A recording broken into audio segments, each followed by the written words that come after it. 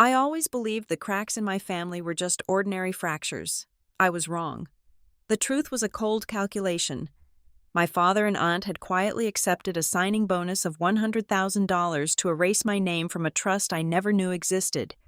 They thought they could buy my silence cheaply, but they forgot that I am an analyst by trade. I did not just walk away. I followed the paper trail to a $3 million secret. The drive from Boston to Briar Glen always felt like traveling backward in time, not just in mileage, but in the way the air grew heavier, pressing against the windshield with the weight of unsaid things. I was 33 years old. I had a corner office at North Pine Risk Solutions, where I assessed catastrophic liability for mid-sized corporations. I owned a condo with exposed brick and a mortgage I paid 2 weeks early every single month. In my professional life, I was the person people called when they wanted to know exactly how bad the damage could get. I was steady. I was practical. I was the one who read the fine print. But as I took the exit onto Route 9, watching the familiar canopy of maples close in overhead, I felt that old, familiar shrinking sensation. To the world, I was Alice Wood, senior analyst, to the people waiting for me at the unremarkable beige siding house on Elm Street. I was just Alice, the reliable one, the one who did not need worrying about, the one who would fix it if the water heater broke or if the taxes were filed late. I was going home for my mother's birthday, but my stomach was tight, tangled in a knot that had nothing to do with highway traffic. When I pulled into the driveway, the house looked tired, the shutters needed painting, and the lawn was overgrown in patches, a visual testament to my father's declining interest in maintenance since he retired from the plant. My brother Ethan's car was already there, a flashy, leased sports sedan that looked ridiculous parked next to my parents' 10-year-old compact SUV. I took a breath, checked my reflection in the rearview mirror to ensure my expression was neutral, and got out. Inside, the house smelled of pot roast and lemon polish, a scent that should have been comforting but instead smelled like obligation. My mother, Janet, was in the kitchen, wiping down a counter that was already clean. She looked frail, her shoulders hunched as if she were perpetually bracing for a loud noise. "Happy birthday, Mom," I said, setting a gift bag on the table. It was a cashmere scarf, something soft and luxurious she would never buy for herself. She looked up, her smile anxious and fleeting. "Oh, Alice, you made it. The traffic wasn't bad." "It was fine." I lied. "Where is everyone?" "In the living room," she whispered, tilting her head toward the door. "Your aunt is holding court." Of course she was. Diane Wood did not simply visit a house, she occupied it. My father's older sister had a way of making herself the center of gravity in any room, pulling everyone else into her orbit, whether they wanted to be there or not. I walked into the living room and found them. My father, Ron, sat in his recliner, nursing a beer and staring at the television. Though the volume was muted, Ethan was pacing near the window, vibrating with a manic energy I recognized all too well. And Diane sat on the sofa, a glass of red wine in hand, looking pristine in a tailored blazer that cost more than my father's first car. "Alice," Diane said, her voice smooth and projecting to the back of the room. "We were just talking about you. I hope it was good," I said, leaning down to kiss my father on the cheek. He patted my hand but didn't look up at me. His skin felt paper thin. Ethan spun around. "Allie, you look corporate. Very serious." I smiled tightly. "It is called work clothes." "Ethan, good to see you." He grinned, a wide, boyish expression that had gotten him out of trouble for 29 years. "Things are looking up. Allie, seriously, I have a feeling this is going to be the year. Fresh start." I had heard about Ethan's fresh starts before. They usually involved a loan from our parents and a business plan drawn on a napkin. "That is great," I said, keeping my voice even. "What is the plan this time?" Diane cut in before he could answer. "Ethan is showing initiative. That is what matters. We have been discussing the importance of families sticking together. The world is getting harder. Alice, you know that better than anyone with your fancy job. Family loyalty is the only currency that counts in the end." The phrase landed heavy in the room. Family loyalty when it counts. It felt rehearsed, like a slogan she was testing out. My father took a long swallow of his beer. "Diane is right," he mumbled, finally looking at me. "We have to look out for each other." The dinner was a study in tension. My mother served the roast with a shaking hand. Ethan talked too loud and too fast, boasting about contacts he had made and opportunities that were just around the corner. He kept checking his phone, placing it face down on the tablecloth, then flipping it over every 30 seconds. Diane watched me. She did not eat much. She just watched me, slicing her meat into tiny, precise squares. "So, Alice," Diane said between bites, "still living in the city? No plans to settle down closer to home?" "I am happy where I am." I said, "It must be lonely," she said, not unkindly, but with that specific pity married women of her generation reserved for single career women. Margaret always worried about that. She wanted you to be settled. Hearing my grandmother's name made my spine stiffen. Margaret Wood had been the only person in this family who understood me. She had died 2 years ago, and the hole she left had never really been filled. "Grandma wanted me to be independent," I corrected gently. Diane sipped her wine. "She wanted you to be safe. Sometimes those are two different things." After dinner, the air in the house felt stifling. Ethan and Diane were deep in a whispered conversation in the kitchen, and my father had fallen asleep in his chair. I needed a moment of quiet, so I went upstairs to my old bedroom. It was mostly a storage unit now, filled with boxes of holiday decorations and old coats. But in the corner, pushed under the eaves, was my grandmother's old cedar chest. When Margaret moved into assisted living years ago, she had given it to me. "You keep the important things. Alice," she had told me, "you are the keeper." I sat on the floor and opened the lid. The smell of cedar and lavender rose up, a scent that instantly brought tears to my eyes. I ran my hand over the quilts and the photo albums. I was looking for a specific manila folder. It wasn't anything official, just a collection of handwritten notes Margaret had made about the family home's history, some old recipes, and a few pages of notes she had taken during a meeting with a lawyer 10 years ago. She had called it her trust meeting notes. Though I had never seen a trust document, I just liked having her handwriting. It grounded me. I dug through the layers of wool and cotton. I lifted the albums. The folder was gone. I frowned. Shifting the contents again, I was organized.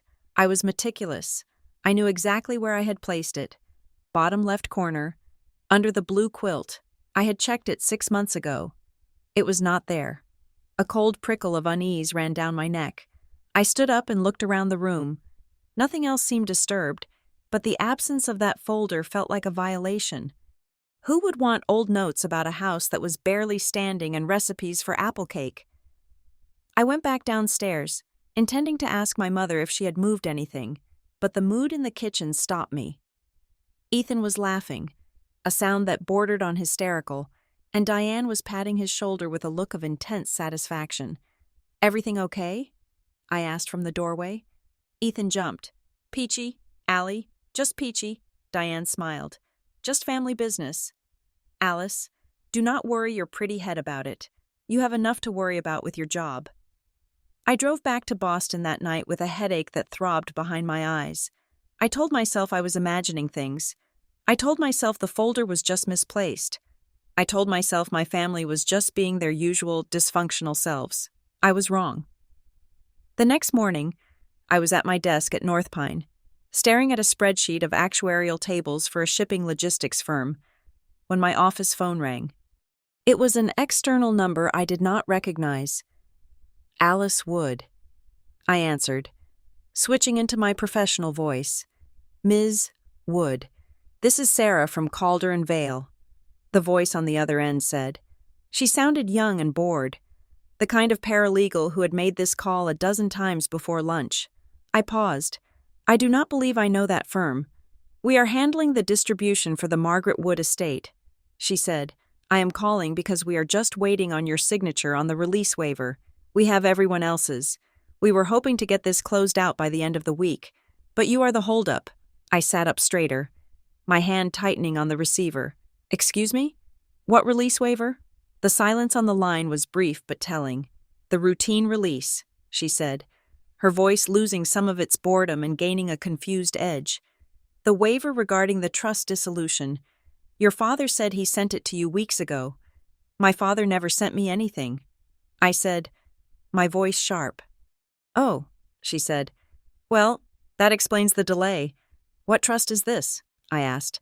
My grandmother's estate was settled. It was just a small savings account and personal effects. There was a clicking sound of a keyboard. "The Margaret W.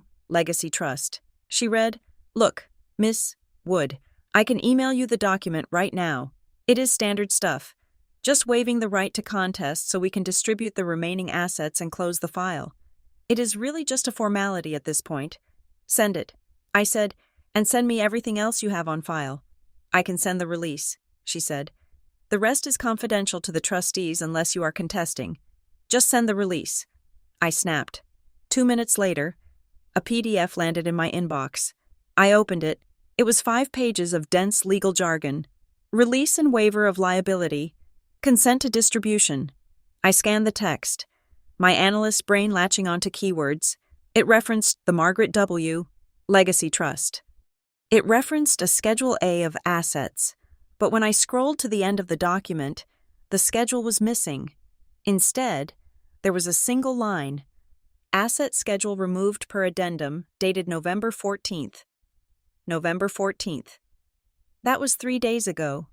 I printed the document and stared at it. My grandmother had a trust I had never heard of, and my father, and presumably Diane and Ethan, knew about it. They were waiting for me to sign away my right to ask questions about it so they could distribute. I grabbed my car keys. I didn't care about the shipping logistics firm. I needed to look my father in the eye. I drove back to Briar Glen in the middle of a Tuesday workday. The drive felt faster this time, fueled by adrenaline. When I got to my parents' house, my father was alone. My mother was out grocery shopping. He looked surprised to see me, standing in the doorway in his sweatpants, holding a half-eaten sandwich. "Alice, what are you doing here? You just left last night." "We need to talk." "Dad," I said, walking past him into the living room. I tossed the printed document onto the coffee table. "What is this?" He looked at the paper, then away, rubbing the back of his neck. His body language was screaming discomfort. He looked like a child caught with his hand in a jar. "Oh, that," he said vaguely.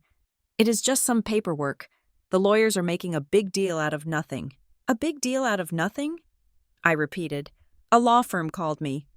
"Dad, they said I am the only reason the money hasn't been distributed. Why didn't you tell me Grandma had a trust?" He sighed and sat down heavily.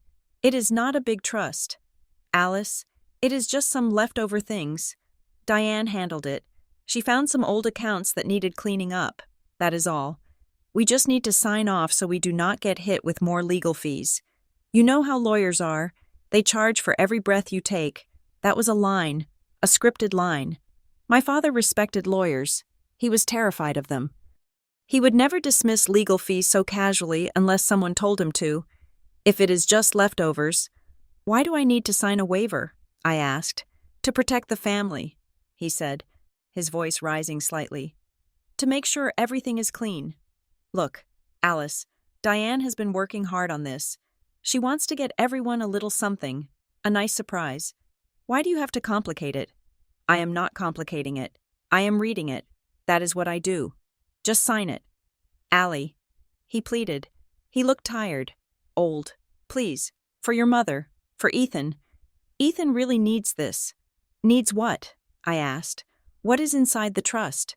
Dad?" He waved his hand. "I do not know the details. Diane knows. Just trust your family." I looked at him. I loved him. But I saw him clearly in that moment. He was a man who had spent his life avoiding conflict, even if it meant walking off a cliff. "I cannot sign what I do not understand," I said. He flinched.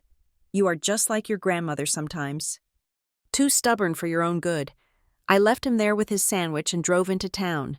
I needed a neutral space. I needed coffee. And I needed information. I went to the Briar Glen Community Bank. It was the only bank in town.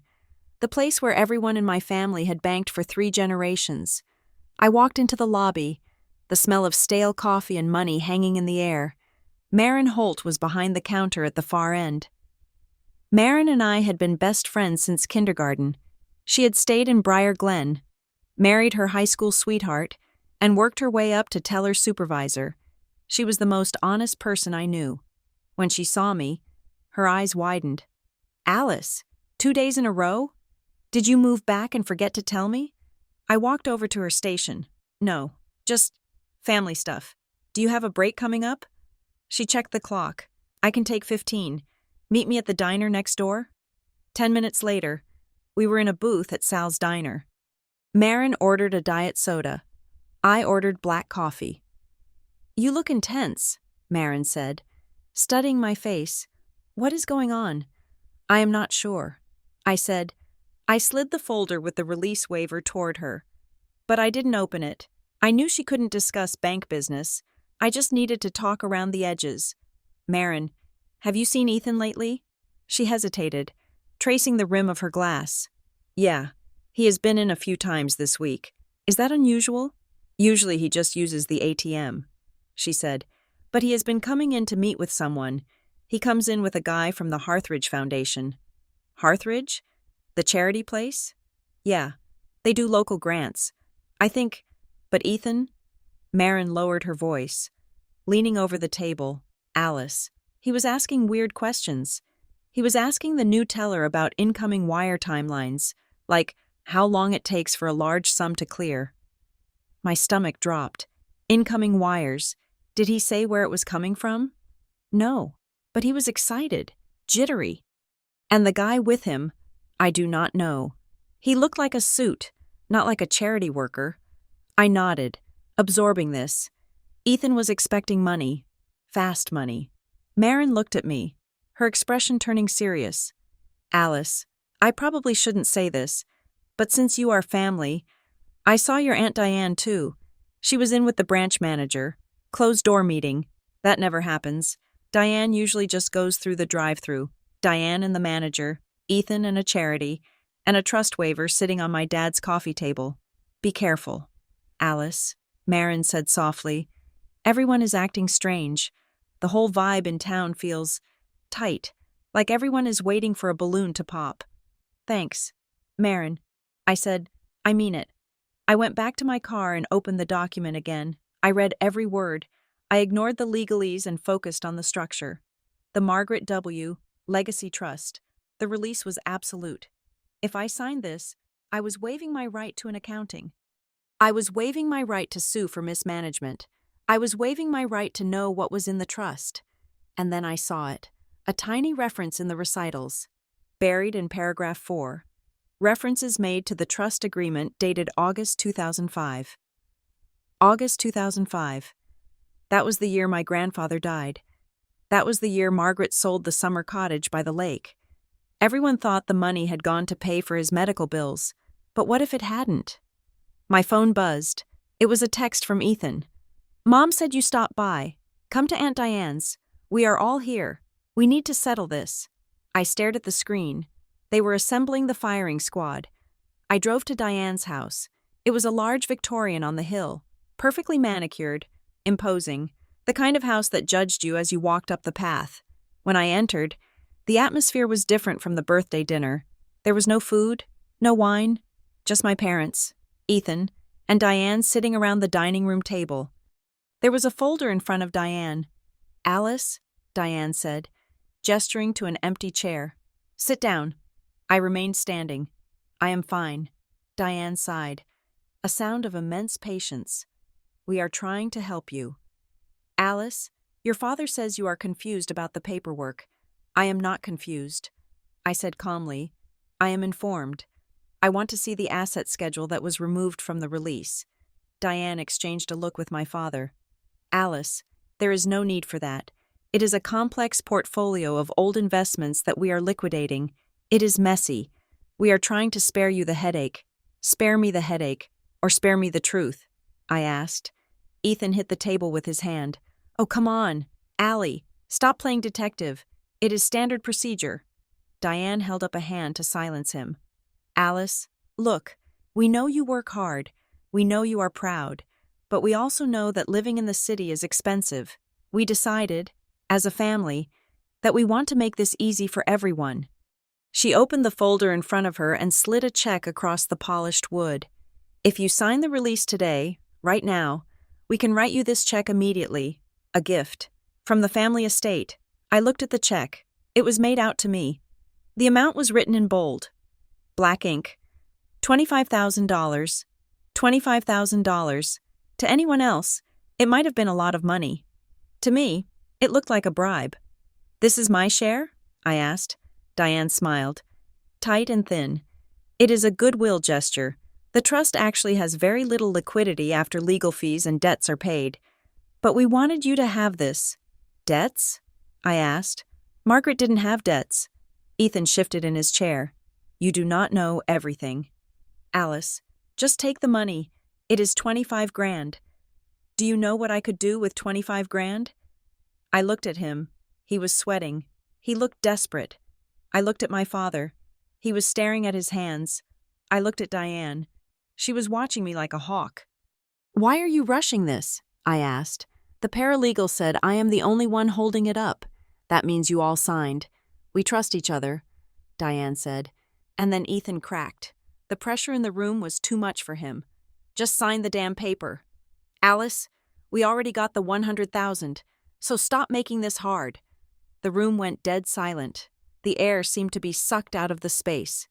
Diane whipped her head toward Ethan, her eyes wide with fury. Ethan looked like he had just swallowed a grenade. He slapped a hand over his mouth, but the words were already hanging in the air. We already got the 100,000. I looked from Ethan to Diane. 100,000? I asked, my voice very quiet. Diane let out a sharp, breathless laugh. Ethan is confused. He is talking about the total value of the assets before taxes and— Stop, I said. I held up my hand. Just stop. I looked at my father. Dad? He wouldn't look at me. He shrank into his chair, smaller than I had ever seen him. I realized then what was happening. The $25,000 wasn't a gift. It was a scrap. They had already accessed the money, somehow. They had accessed a portion of it, and they had taken a signing bonus. They had taken $100,000 to betray me, to cut me out. They were buying my signature with a fraction of what they had already stolen. Alice, Diane said, her voice hardening, losing the veneer of kindness. Be reasonable. This is family money. I have managed this family for 30 years. I know what is best. You have your job. You have your fancy life. Ethan needs this. Your parents need this. Don't be selfish. Selfish. The word hit me like a physical blow.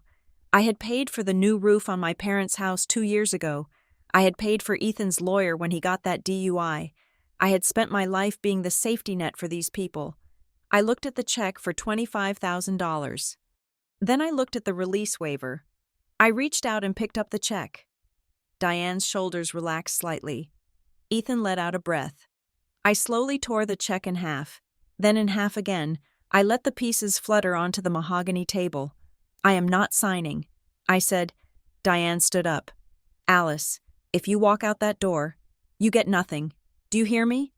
Nothing. The legal fees will eat up whatever you think you are entitled to. I will make sure of it. I looked at her. I didn't feel angry anymore. I felt cold. I felt the clarity of a risk assessment turning red. Keep the money. Diane, I said, you are going to need it. Alice, my father called out as I turned my back. I walked out of the house. I walked down the path, past the manicured hedges. My heart was hammering against my ribs, but my hands were steady. I got into my car and locked the doors. I sat there for a moment, gripping the steering wheel. They thought this was about money. They thought they could buy me off because they thought I was just like them. They didn't understand. I pulled out my phone and dialed the number for the state probate court records office. This wasn't a family dispute anymore. This was a fraud investigation, and I was going to pull every single record, every single receipt, every single lie they had buried, until I found the bottom. I started the engine. I wasn't going back to Boston. Not yet. I had work to do. I did not go to a big law firm. I knew how they worked. They charged $500 an hour to tell you to wait, and they were often golf buddies with the very people you were trying to sue. Instead, I drove to the edge of town, to a converted strip mall that housed a dry cleaner, a vape shop, and a frosted glass door stenciled with Carver Legal Aid and Advocacy. It looked like a place for parking tickets and landlord disputes, which was exactly why I chose it. I wanted someone hungry. I wanted someone who did not have a standing tea time with the partners at Calder and Vale. Lena Carver was a woman in her 40s with sharp eyes and hair pulled back in a no-nonsense bun. Her office was small, piled high with files, but her desk was clear. She listened to me for 20 minutes without interrupting, taking notes on a yellow legal pad. When I finished explaining the cedar chest, the missing folder, the release waiver, and Ethan's slip of the tongue about the $100,000, she finally set her pen down. She looked at me over the rim of her glasses. "Let me be clear, Alice," she said. Her voice was raspy, like she smoked, though the office smelled of peppermint tea. "Families fight over money every day. I see siblings sue each other over grandmother's china set. But families do not pay signing bonuses, not unless they are buying silence." That is what I thought. I said, "If they offered you $25,000 just to sign a waiver, and your brother admitted they already received $100,000, we are not looking at a simple inheritance," Lena continued. "We are looking at a cover-up, and if they are rushing you, it means the clock is ticking on something they do not want you to see." She leaned forward. "I charge a flat retainer. I am not cheap, but I am not them. Do you want to know what is in that trust, or do you want to walk away?" "I want to know." I said, "Then we stop asking nicely." Lena said, "We start pulling the foundation apart." The next 3 days were a blur of paperwork and bureaucracy. Lena filed the requests, but I did the legwork. I spent hours in the basement of the county clerk's office, a windowless room that smelled of dust and decaying paper. I was looking for anything related to Margaret Wood. The probate file for my grandmother's estate was thin, disappointingly so. It listed her assets as modest personal property and a small checking account. There was no mention of a trust, no mention of significant investments. According to this file, Margaret Wood had died with less than $10,000 to her name. It did not make sense. My grandfather had been a saver. They had sold property. Where had the money gone? I kept digging. I pulled civil court records from 10 years ago. I pulled records from 20 years ago. My eyes burned from the fluorescent lights. Then I found it. It was misfiled under a misspelling of my grandfather's name. Wood spelled Woods. It was a docket summary for a civil case. Margaret Wood versus Briar Glen Community Bank. The case had been filed 12 years ago. The details were redacted, the settlement sealed, but the case type code was visible. Civil tort, financial error, and there was a notation in the margin in handwriting I did not recognize. Misposted account, settlement structure. I took a picture of the document with my phone. A misposted account. That sounded like bank speak for "we lost your money" or "we put your money in the wrong place." And if there was a settlement, and that settlement was sealed, it meant the bank had paid to keep it quiet. I met Marin that evening in her car, parked at the far end of the grocery store lot. It felt ridiculous, like we were teenagers hiding beer, but Marin was genuinely terrified. She kept checking her mirrors. "Alice, if anyone sees me talking to you, I could get fired," she said. "The manager sent a memo around today reminding us about client confidentiality." He looked right at me when he said it. "I am sorry, Marin," I said. "I really am. But I found something. Margaret sued the bank 12 years ago. Do you know anything about that?" Marin's face went pale. She gripped the steering wheel. 12 years ago, I was just a junior teller." She said, "But, Alice, there was a rumor." "What rumor?" "There was an account," she whispered. "We weren't allowed to access it. It was flagged in the system. The title was Legacy Holding.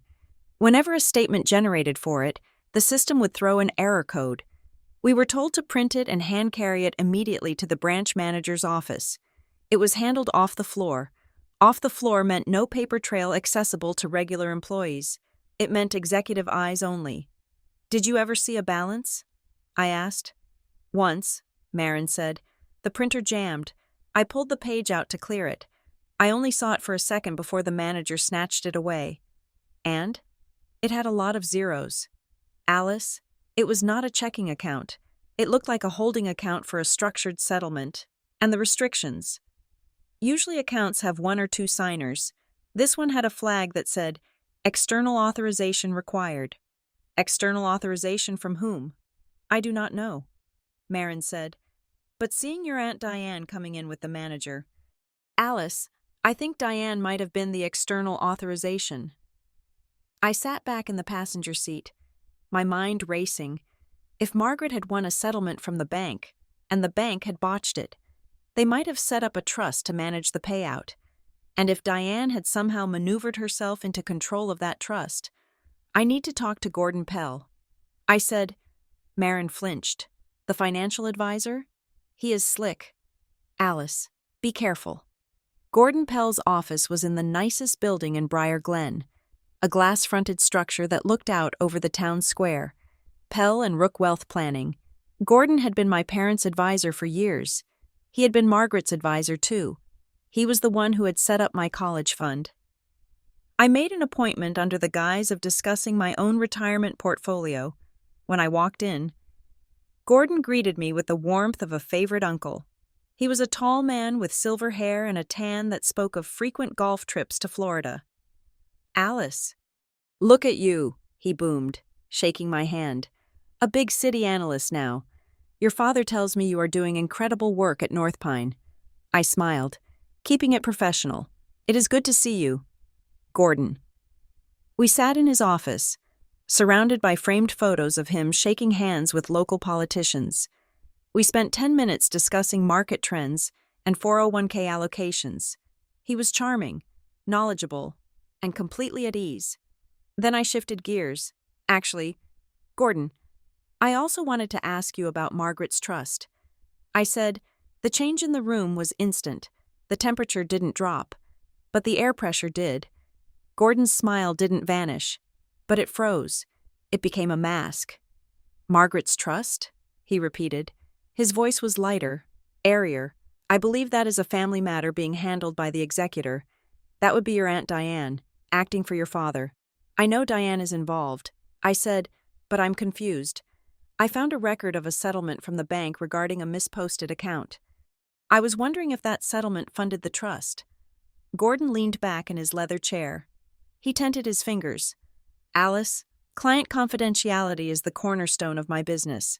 Even if Margaret has passed, her privacy remains paramount. I cannot discuss the origins of any assets with anyone other than the trustee. I am a beneficiary. Gordon, the release waiver I received lists me as one. Then you should speak to the trustee, he said. His tone was no longer warm. It was dismissive.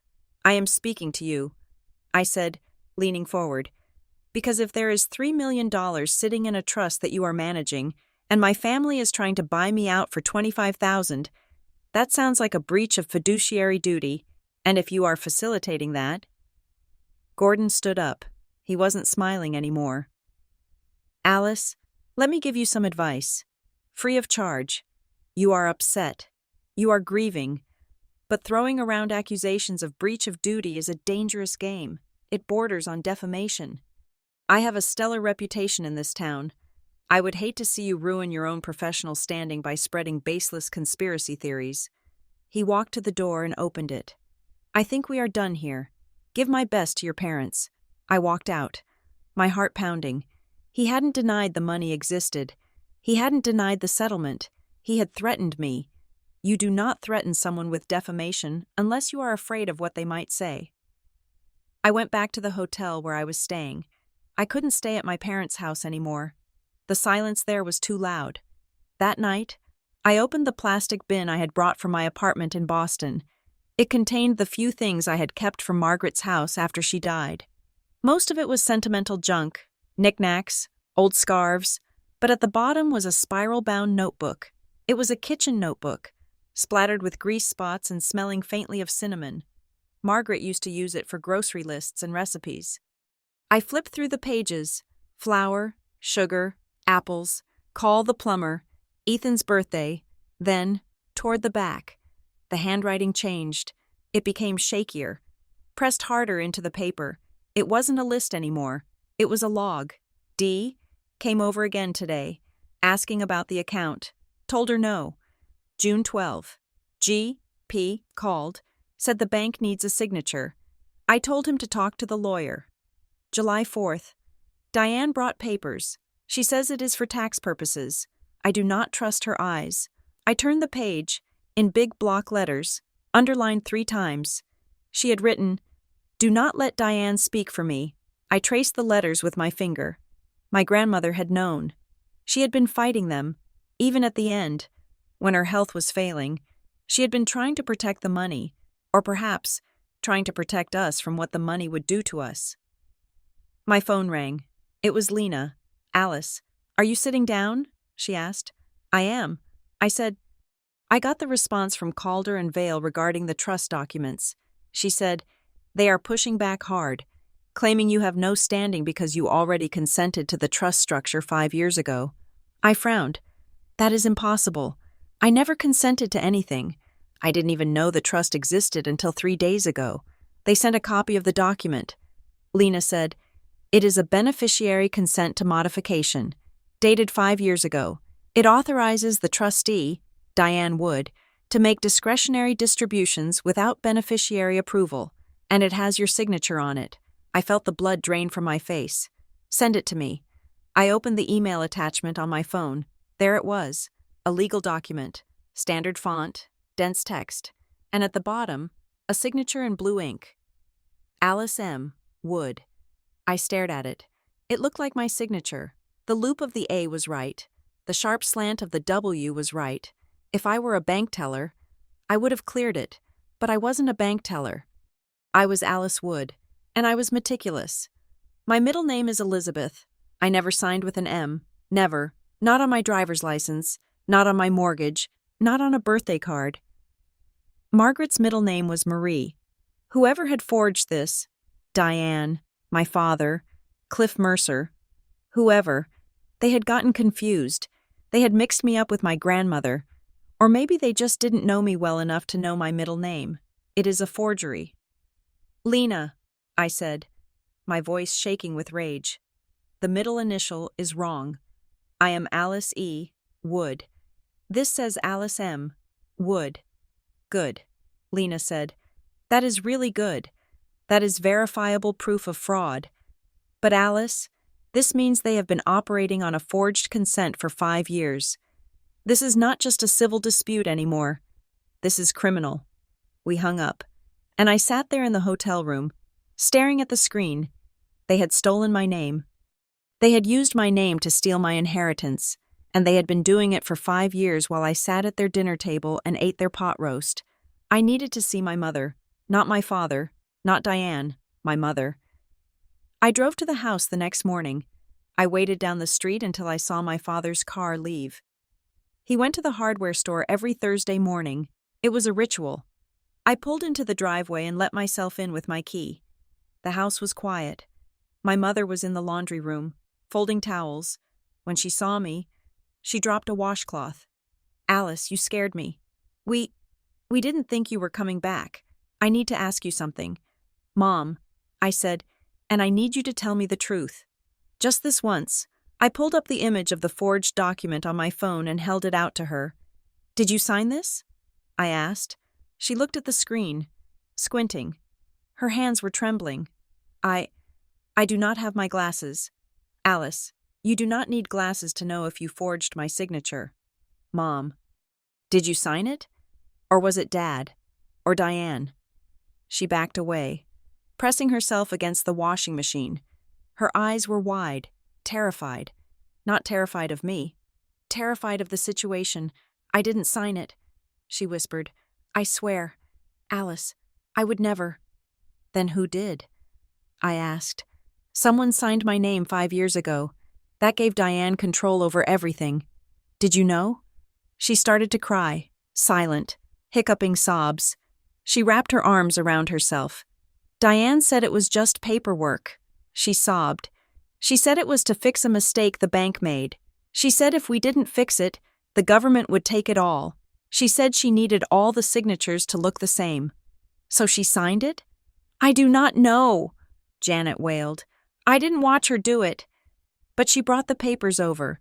She and Cliff, they were in the dining room with your father for hours. Cliff? I asked. Cliff Mercer? Yes, he helped with the filings. Alice, please, you have to stop. Stop what? Stop finding out that you let them commit a felony in my name? Janet grabbed my arm. Her grip was surprisingly strong. Alice, listen to me. Take the money. Take the $25,000.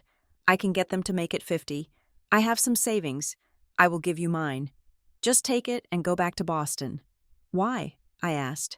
Why are you so afraid of her? Janet looked toward the door, as if she expected Diane to walk through the walls. She lowered her voice to a thread of sound. Because your aunt knows things. Alice. She knows things about the settlement, about why the bank paid Margaret. If it comes out, if the settlement is opened, it ruins everything, not just the money. It ruins the name. The name? Who cares about the name? Janet shook her head. You do not understand. You were away at college. You didn't see what happened. Just go. Alice, please, before she decides you are a real problem. I pulled my arm away. I am already a problem. Mom. I left her crying in the laundry room. I felt sick. My mother was not the villain, but she was the getaway driver. She had sat in the car and kept the engine running while they robbed me.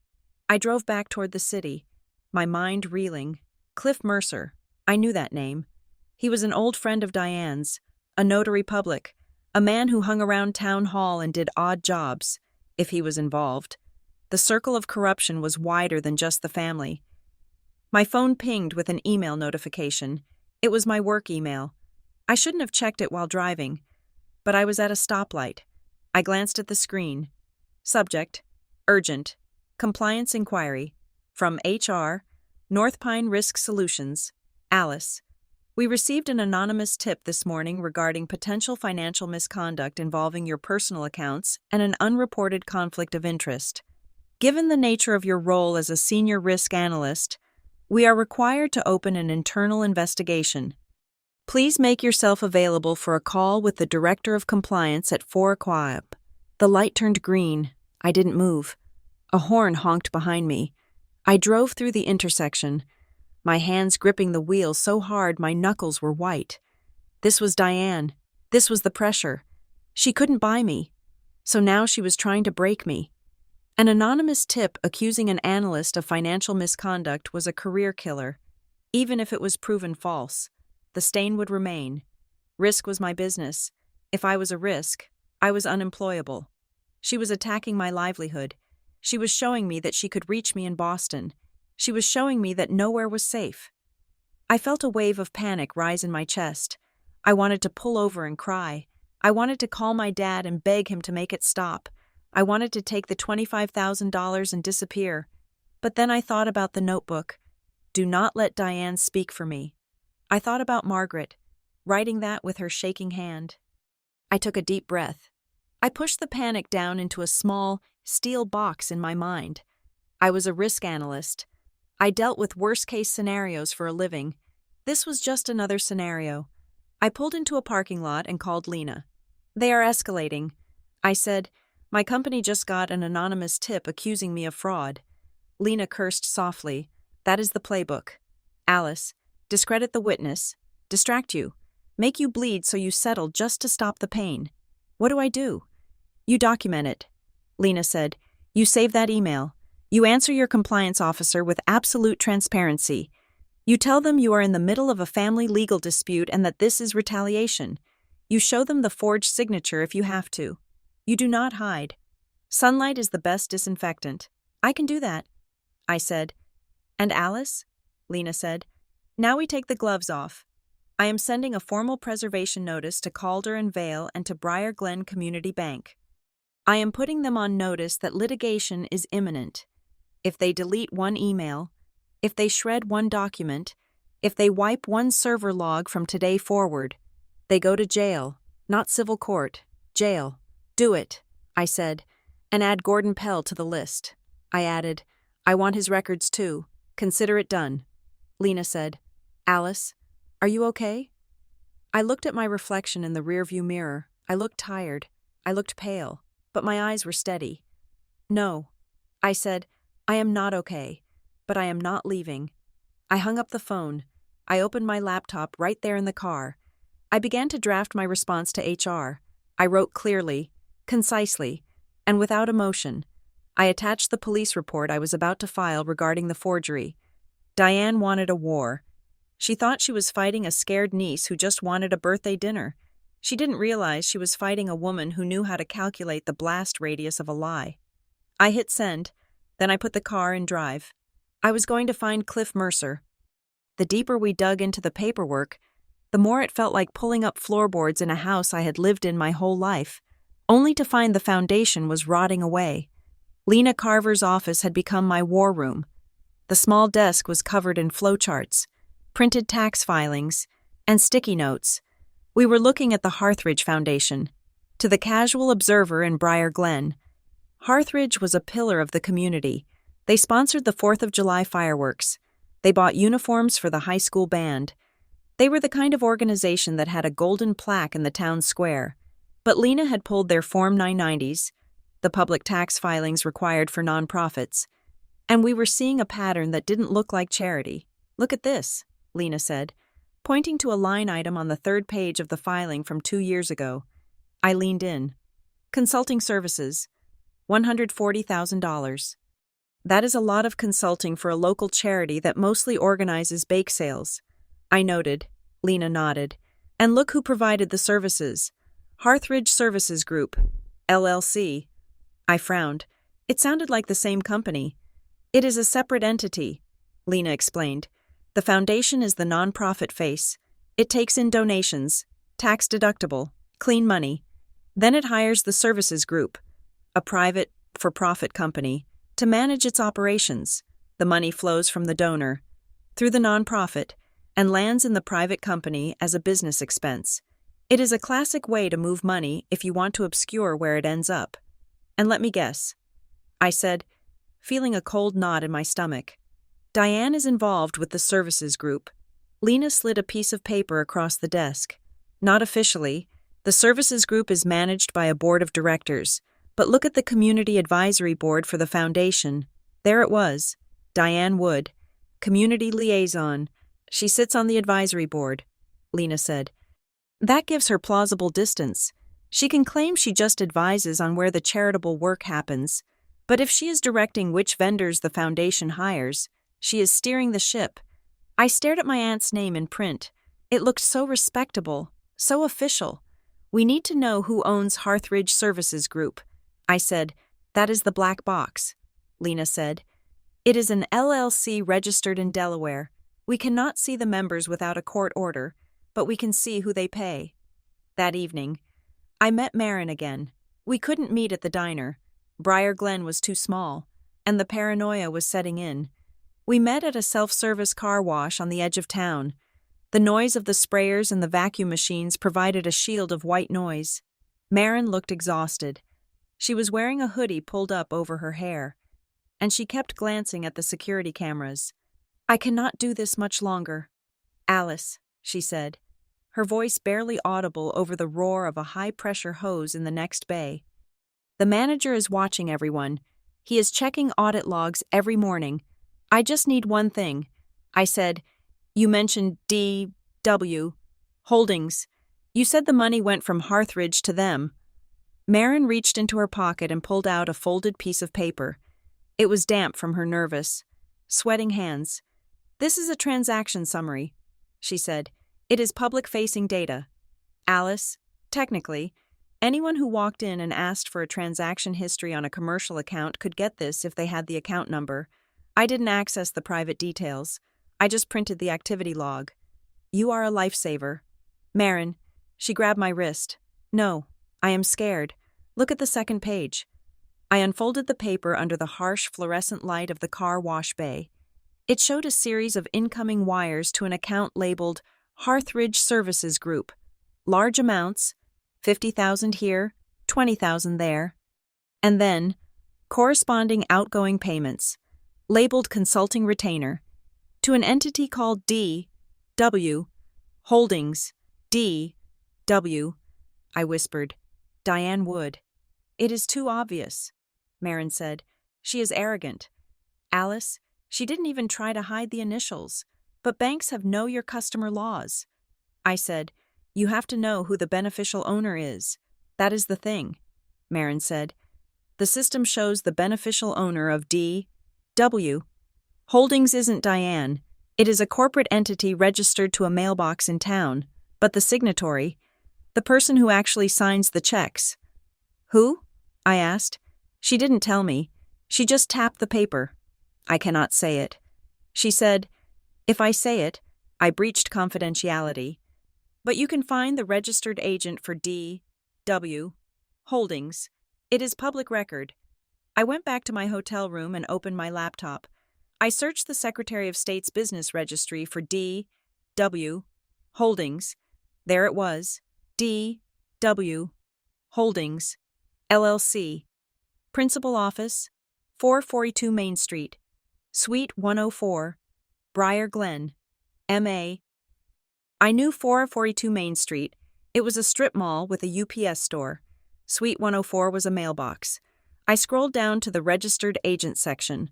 Name, Clifford Mercer. Address, 12, Oak Lane, Briar Glen. M.A. Cliff Mercer. I sat back in my chair, of course. Cliff was a fixture in my childhood, but always in the background. He was a man who never seemed to have a real job, yet always had a new car. He was Diane's friend from high school. He was the one who came over to fix the deck and stayed for dinner. He was the one who notarized my father's car title when he sold the station wagon. He was the helper. Diane didn't have her name on the company. She had Cliff's name on it. She was using him as a front. I needed to talk to Cliff, but I couldn't just accuse him. Cliff was slippery. He was a man who had spent 50 years avoiding direct answers. If I cornered him, he would panic and call Diane. I needed him to slip up. I knew where Cliff hung out. Every morning at 10 o'clock, he held court at the Daily Grind, a coffee shop near the courthouse. I walked in the next morning at 10:15. He was there, sitting at a high-top table with a crossword puzzle and a massive, sugary muffin. He looked exactly the same as I remembered. Thinning hair dyed a shade too dark, a polo shirt that was slightly too tight, and an air of nervous energy. "Cliff!" I called out, putting on a bright, surprised smile. He looked up, startled. "Alice? Alice Wood?" I walked over. "It is so good to see you. I haven't seen you since Grandma's funeral." He scrambled to stand up, wiping crumbs from his mouth. "Alice, my God, you look professional, very city. Sit down, sit down." I sat opposite him. My heart was thumping, but I kept the smile plastered on my face. "I am just in town for a few days helping Dad with some paperwork." I lied. You know how it is. The estate stuff drags on forever. Cliff's eyes darted to the side. "Oh, sure. Sad business." Margaret was a great lady, a real firecracker. She was. I agreed. "I was actually hoping I might run into you. Dad mentioned you were helping Diane with some of the filing." Cliff stiffened. "Filing?" "I do a little of this and that, just helping out old friends." "Right," I said casually. "I was looking at the trust documents, and I saw the transfer to D.W. Holdings. I know Diane is busy, so I didn't want to bother her, but I wanted to make sure we had the tax ID right for the K-1 forms. Since you are the registered agent, I figured you would know. It was a bluff, a massive, technical bluff. I was betting that Cliff didn't actually understand the financial structure Diane had set up, that he just signed where she told him to sign." Cliff blinked. "The K-1 forms?" "Yeah, for the consulting fees," I said, leaning in. "Conspiratorial. Between us. I think it is brilliant how Diane structured it, moving the funds through Hearthridge to keep the tax liability down. Smart. But I just want to make sure the settlement money is categorized correctly so the IRS doesn't flag it. I dropped the words settlement money like a stone into a pond. Cliff's face went slack. The settlement money? You know about the settlement? I nodded confidently. Of course. The bank error. The $3 million. Cliff let out a long breath, his shoulders slumping. Oh, thank God. Diane told me you didn't know. She said you would blow a gasket if you found out how much it was. She said we had to keep it quiet until the distribution was ready. I kept my face perfectly still. Diane worries too much. I am an analyst. Cliff, I understand numbers. Yeah, well, it is a lot of numbers, Cliff said, chuckling nervously. Margaret really stuck it to them, didn't she? Getting that settlement, and then sitting on it for 10 years. Sitting on it? I asked gently. Cliff took a sip of his coffee. Yeah, she wouldn't touch it. Said it was blood money. Said she wanted it to grow for you kids. But Diane, well, you know Diane, she figured, why let it sit there when the family needs it now? That represents a lot of old family savings, you know? He paused. He blinked. Wait, he said. You said settlement money. I looked at him. I meant old family savings, Cliff said quickly, his voice rising in pitch. Just savings. From the house sale. That is what I meant. He looked at me, and he saw that I wasn't smiling anymore. He saw the recorder app running on the phone I had placed face down on the table. Alice, he said, standing up. I have to go. I have a meeting. Sit down. Cliff, I said, I have to go. He practically ran out of the coffee shop, leaving his half-eaten muffin behind. I picked up my phone and stopped the recording. I had him. Margaret really stuck it to them. Getting that settlement, he had confirmed the source of the funds. It wasn't savings. It was a settlement, and Diane had told him to lie to me. I sent the audio file to Lena immediately. 2 hours later, Lena called me. We have the notary log, she said. Her voice was grim. I drove straight to her office. She had a photocopy of a page from a notary journal. We subpoenaed the journal of Pamela Sloan. Lena said, she is a notary at the mailbox store where D.W. Holdings is registered. Look at the entry for November 12th, 5 years ago. I looked. Document. Beneficiary consent. Signer. Alice Wood. But look at the signature column. Lena said, I looked at the scrawl in the journal. It wasn't my signature. It was barely legible. We paid Ms. Sloan a visit an hour ago. Lena said, I brought a private investigator with me just to make it official. She crumbled. Alice, she is 24 years old. She was 19 when this happened. What did she say? She said she never met you. She said Diane came in with a stack of papers and told her. My niece is running late, but she signed these at the house. Can you just stamp them for me? I am in a rush. I felt a cold fury rising in my chest. And she did it? She did it. She knew Diane. Diane was a regular customer. She thought she was doing a favor for a nice local lady. She didn't realize she was facilitating a multi-million-dollar fraud. Lena leaned back in her chair. We have her sworn affidavit. Alice, she admits she never witnessed your signature. That makes the consent document void. Legally, it is trash. It means everything they have done for 5 years is unauthorized.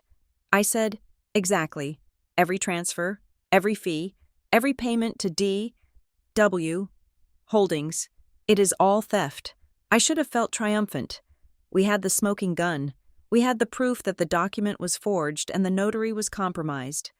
But I didn't feel triumphant. I felt sick. I walked out of Lena's office and sat in my car. I stared at the dashboard. It wasn't just about the money.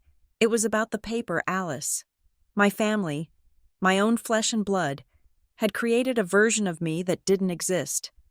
They had created an Alice who was compliant, an Alice who signed whatever she was told, an Alice who smiled and agreed to let Diane rob her blind. They preferred that Alice. They liked the paper Alice because she didn't ask questions. She didn't have a career. She didn't have a voice. She was just a signature on a page that allowed them to live the way they wanted to live. To them, the real Alice, the one sitting in this car, the one who worked hard and paid her bills, was an inconvenience. I was an obstacle to be managed. I put my head on the steering wheel and let out a sob that tore at my throat. It was a grief so deep it felt like physical pain. They didn't love me. They loved the version of me that let them get away with it. A knock on my window made me jump. I looked up, wiping my eyes. It was Ethan. He was standing in the parking lot, looking like he hadn't slept in a week. His clothes were rumpled. He looked young and scared. I unlocked the door. He opened it but didn't get in. He just stood there, holding the door frame. "I saw you come out of the lawyer's office," he said. "Are you following me?" "Ethan?" I asked, my voice hoarse. "No. Yes. I do not know." He looked down at his shoes. "Mom told me you know about the forgery." I didn't answer. I just watched him. I didn't know. "Allie," he said, his voice cracked. "I swear to God, I didn't know about the signature. But you knew about the money." I said. He nodded, tears spilling over his cheeks. "I knew there was money. Diane told me. She told me there was a surplus." "A surplus?" I laughed bitterly. "She said the trust had performed better than expected and that we could take a distribution. She said she was going to handle the paperwork for you because you were busy. And you believed her?" "I wanted to believe her," Ethan shouted, then lowered his voice, looking around the parking lot. "I am in a hole, Alice, a deep one. I owe $40,000 on credit cards. I owe another 20 to a guy in Providence for a business deal that went bad. They were going to break my legs." I stared at him, my little brother, the one I used to read bedtime stories to. "So you took the 100,000, I said. "She gave it to me as a loan against the estate." He said, "She said it would fix everything. She said, 'Take this, pay your debts, and we will get Alice her share later.' She promised me. Alice," she said, "no one gets hurt." "No one gets hurt," I repeated, "except me." He fell to his knees on the pavement. He was sobbing openly now. "I am sorry. Alice, I am so sorry. I thought we were all just getting paid. I didn't know she was cutting you out completely. I didn't know she signed your name." I looked at him, kneeling in the dirt. I wanted to hug him. I wanted to tell him it was okay, but it wasn't okay. "Stand up. Ethan," I said. He stood up, wiping his face with his sleeve. "If you are sorry," I said, "you are going to help me. I cannot go against Diane. She has the money. If she cuts me off, the money is gone." "Ethan," I snapped, "the 100,000 you took? That is illegal proceeds. You are an accomplice to fraud." He went white. "But if you help me," I said, softening my voice just a fraction, "if you tell the truth about what she told you, maybe we can save you." "I do not know what to do," he whispered. "Go home," I said. "Do not talk to Diane. Do not talk to Dad. Just wait for me to call you." He nodded, turned, and walked away. He looked like a ghost. I went back to Lena's office the next morning. She had received a courier package. It was from the independent administrator of the bank's legal department. Our preservation notice had terrified them. They were dumping documents to show cooperation. Lena held up a single sheet of paper. "This is a draft statement for the account titled M.W. Legacy Holding," she said. "It is dated from last month." I walked over and looked at the number. The account balance was printed in black and white, $3,142,608. I stared at the number. $3 million. It wasn't a house. It wasn't a collection of antique jewelry. It was a portfolio. It was cash and securities, grown quietly over 12 years. "That is the settlement," Lena said. "Margaret won a massive judgment against the bank, likely for mishandling my grandfather's accounts or for some systemic error they wanted to hush up. She put it all in here. I touched the paper. She didn't spend it." I whispered. "She lived in that old house with the drafty windows. She drove that 10-year-old car. She didn't spend a dime of it. She was protecting it." Lena said. "She knew if she brought it home, your father would spend it, or Diane would get her hands on it. She locked it away for you, for the next generation, and they stole it." I said, "They haven't stolen all of it," Lena corrected. "They took signing bonuses. Diane has been skimming consulting fees, but the bulk of the principal is still there. That is why they needed your signature." Alice, to unlock the principal. They could only skim the interest and the dividends through the consulting scheme. To liquidate the trust and take the $3 million, they needed to close the account. And to close the account, they needed all beneficiaries to sign off. That is why the pressure. I realized. That is why the rush. They were tired of skimming. They wanted the whole pie. I sat down in the client chair. I didn't feel rich. I didn't feel lucky. I felt a profound, aching grief. I thought about Margaret sitting at her kitchen table, writing in her grease-stained notebook. Do not let Diane speak for me. She had been alone with this secret for years. She had borne the weight of this fortune, knowing that her own children were wolves waiting at the door. She had tried to leave me a shield, a way to be safe in the world. And instead of a shield, it had become a weapon they used to try and destroy me. I put my head in my hands. The $3 million didn't look like freedom. It looked like proof. It was proof of exactly how much my family was willing to sell me for. They had priced me. They had calculated my value against their greed, and they had chosen the money. Alice? Lena asked softly. I looked up. My eyes were dry. The sadness was hardening into something else. Something colder. Something like steel. We have the notary, I said. We have the shell company. We have the admission from Ethan, even if it is just verbal. And now we have the number. Yes, Lena said. We have enough to file. Not just file, I said. I want to burn it down. I stood up. File the petition. Lena, unseal the settlement. Challenge the consent. Drag them into open court. Are you sure? Lena asked. Once we do this, there is no going back. You will be suing your father, your aunt, your brother. They already sued me, I said. They just did it in secret, using my own name against me. Now, I am going to use my name, my real name. I walked to the window and looked out at the sleepy street of Briar Glen. Let's see how they like the truth, I said, and let's see if Diane can charm her way out of a felony. I was done being the victim. I was done being the practical, quiet analyst. I was Alice Wood, and I was coming for what was mine. The war did not start with a subpoena. It started with a notification on my phone. I had returned to Boston for 24 hours to meet with my company's compliance officer and hand over the police report regarding the forgery. I was sitting in my living room, surrounded by the quiet safety of my own things, my gray sofa, my books, my view of the city skyline. I was trying to convince myself that my life was still my own. Then my phone buzzed. It was a notification from Facebook. A cousin I hadn't spoken to in 5 years had tagged me in a comment. So sad to see families fall apart over greed. Thinking of you, Aunt Diane. I frowned and clicked the notification. It took me to a post on Diane's profile. It was a photograph taken 3 Christmases ago. We were all there. My parents, Ethan, Diane, and me. We looked happy. I was smiling at something Ethan was saying. The caption read, "Holding on to the good memories today.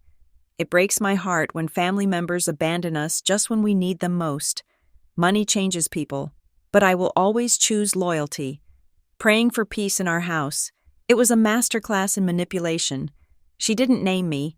She didn't accuse me of anything specific. She just painted a picture of a grieving, loyal matriarch under siege, and she let the silence do the rest. The comments were pouring in. Stay strong.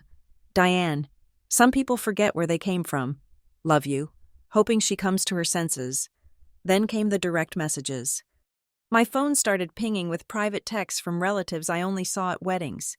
Alice, I saw Diane's post. I hope you aren't doing what I think you are doing. Your father looks so tired. Alice, is this really worth it? Shame on you. I put the phone down on the coffee table as if it were radioactive. Diane was not just fighting me in the legal system. She was dismantling my reputation. She was isolating me. She knew that if she made me the villain in the court of public opinion, I might crumble before we ever got to a judge. I felt a surge of nausea. It was the same feeling I used to get when I was 12, and Diane would subtly criticize my clothes in front of everyone, making me feel small without ever saying a mean word. Charm to cruelty. It was her signature move. A knock at my door made me jump. I wasn't expecting anyone. I walked to the door and looked through the peephole. It was my mother. She was wearing a raincoat, even though it wasn't raining. Her hair was windblown, and she looked terrified. I had never seen my mother in Boston. She hated the city. She hated driving in traffic. The fact that she was here, standing in my hallway, sent a cold shiver down my spine. I opened the door. "Mom?" She didn't say hello. She just stepped inside and hugged me. It was a desperate, clinging hug, the kind you give someone when you think you might never see them again. She smelled of highway coffee and fear. "I am sorry," she whispered into my shoulder. "I am so sorry." "Alice." I pulled her inside and locked the door. I led her to the sofa and made her sit down. Her hands were shaking so badly she couldn't unbutton her coat. "What happened?" I asked. "Did Diane send you?" "No," she said, her voice trembling. "She doesn't know I am here. If she knew." She trailed off, looking around my apartment as if expecting Diane to jump out from behind the curtains. "Mom, you have to tell me what is going on," I said gently. "I know about the forgery. I know about the notary." Janet closed her eyes. "I know you know. Ethan told me. That is why I came." She took a deep breath, and for the first time in my life, she looked at me not as her daughter, but as another adult. "It wasn't always like this," she said. "Diane wasn't always this bad. But after your grandfather died, things changed. Margaret changed. Grandma?" I asked. She caught Diane. Janet said, "About 10 years ago, Margaret was going through her bank statements. She was sharp. You know that. And she found withdrawals she didn't make. Small ones at first. $500, $200, then larger. Diane was stealing from her. She called it borrowing," Janet said bitterly. "She always had a reason. The car broke down. The roof needed fixing. An investment opportunity. But Margaret confronted her. I was there. It was in the kitchen. Margaret told Diane that if she took one more cent without asking, she would cut her out of the will completely. She threatened to call the police on her own daughter. I stared at her. My grandmother, the woman who baked apple cakes and knitted scarves, had threatened to arrest Diane. Diane was furious. Janet continued, but she was also scared. She knew Margaret meant it, so she stopped taking money directly. She started maneuvering. She started getting close to Gordon Pell. She started volunteering at the bank. She built this whole persona of the helpful, dutiful daughter so that no one would believe Margaret if she ever spoke up. And then Margaret got sick. I said, yes. And when she got sick, Diane took over. She moved into the house. She monitored the phone calls. She kept the mail away from Margaret. She isolated her. I felt a hard lump in my throat. I remembered trying to call Grandma in those last months. Diane was always the one who answered. "She is sleeping. Alice, she is having a bad day. Alice, Mom," I said, my voice tight. "Why did you sign the papers? Not the forgery. I know you didn't do that. But the other stuff. Why did you let her take control?" Janet began to weep. "Because she told me she had proof that Ethan was in trouble." "What kind of trouble?" "She said Ethan had been involved in something illegal, some internet thing. She said if the authorities found out, he would go to prison. She said the only way to protect him, the only way to pay for the lawyers and keep it quiet, was to control the estate. She said we needed to pool our resources to save the family from scandal." I felt the blood drain from my face. "That is a lie. Mom, Ethan is messy, but he isn't a criminal. And even if he was, Diane wouldn't help him. She would use it. I know that now," Janet wailed. But back then, she was so convincing. She had papers. She had emails. She terrified me. "Alice, I signed whatever she put in front of me because I thought I was saving my son. And your father, he just wanted the yelling to stop. He just wanted peace."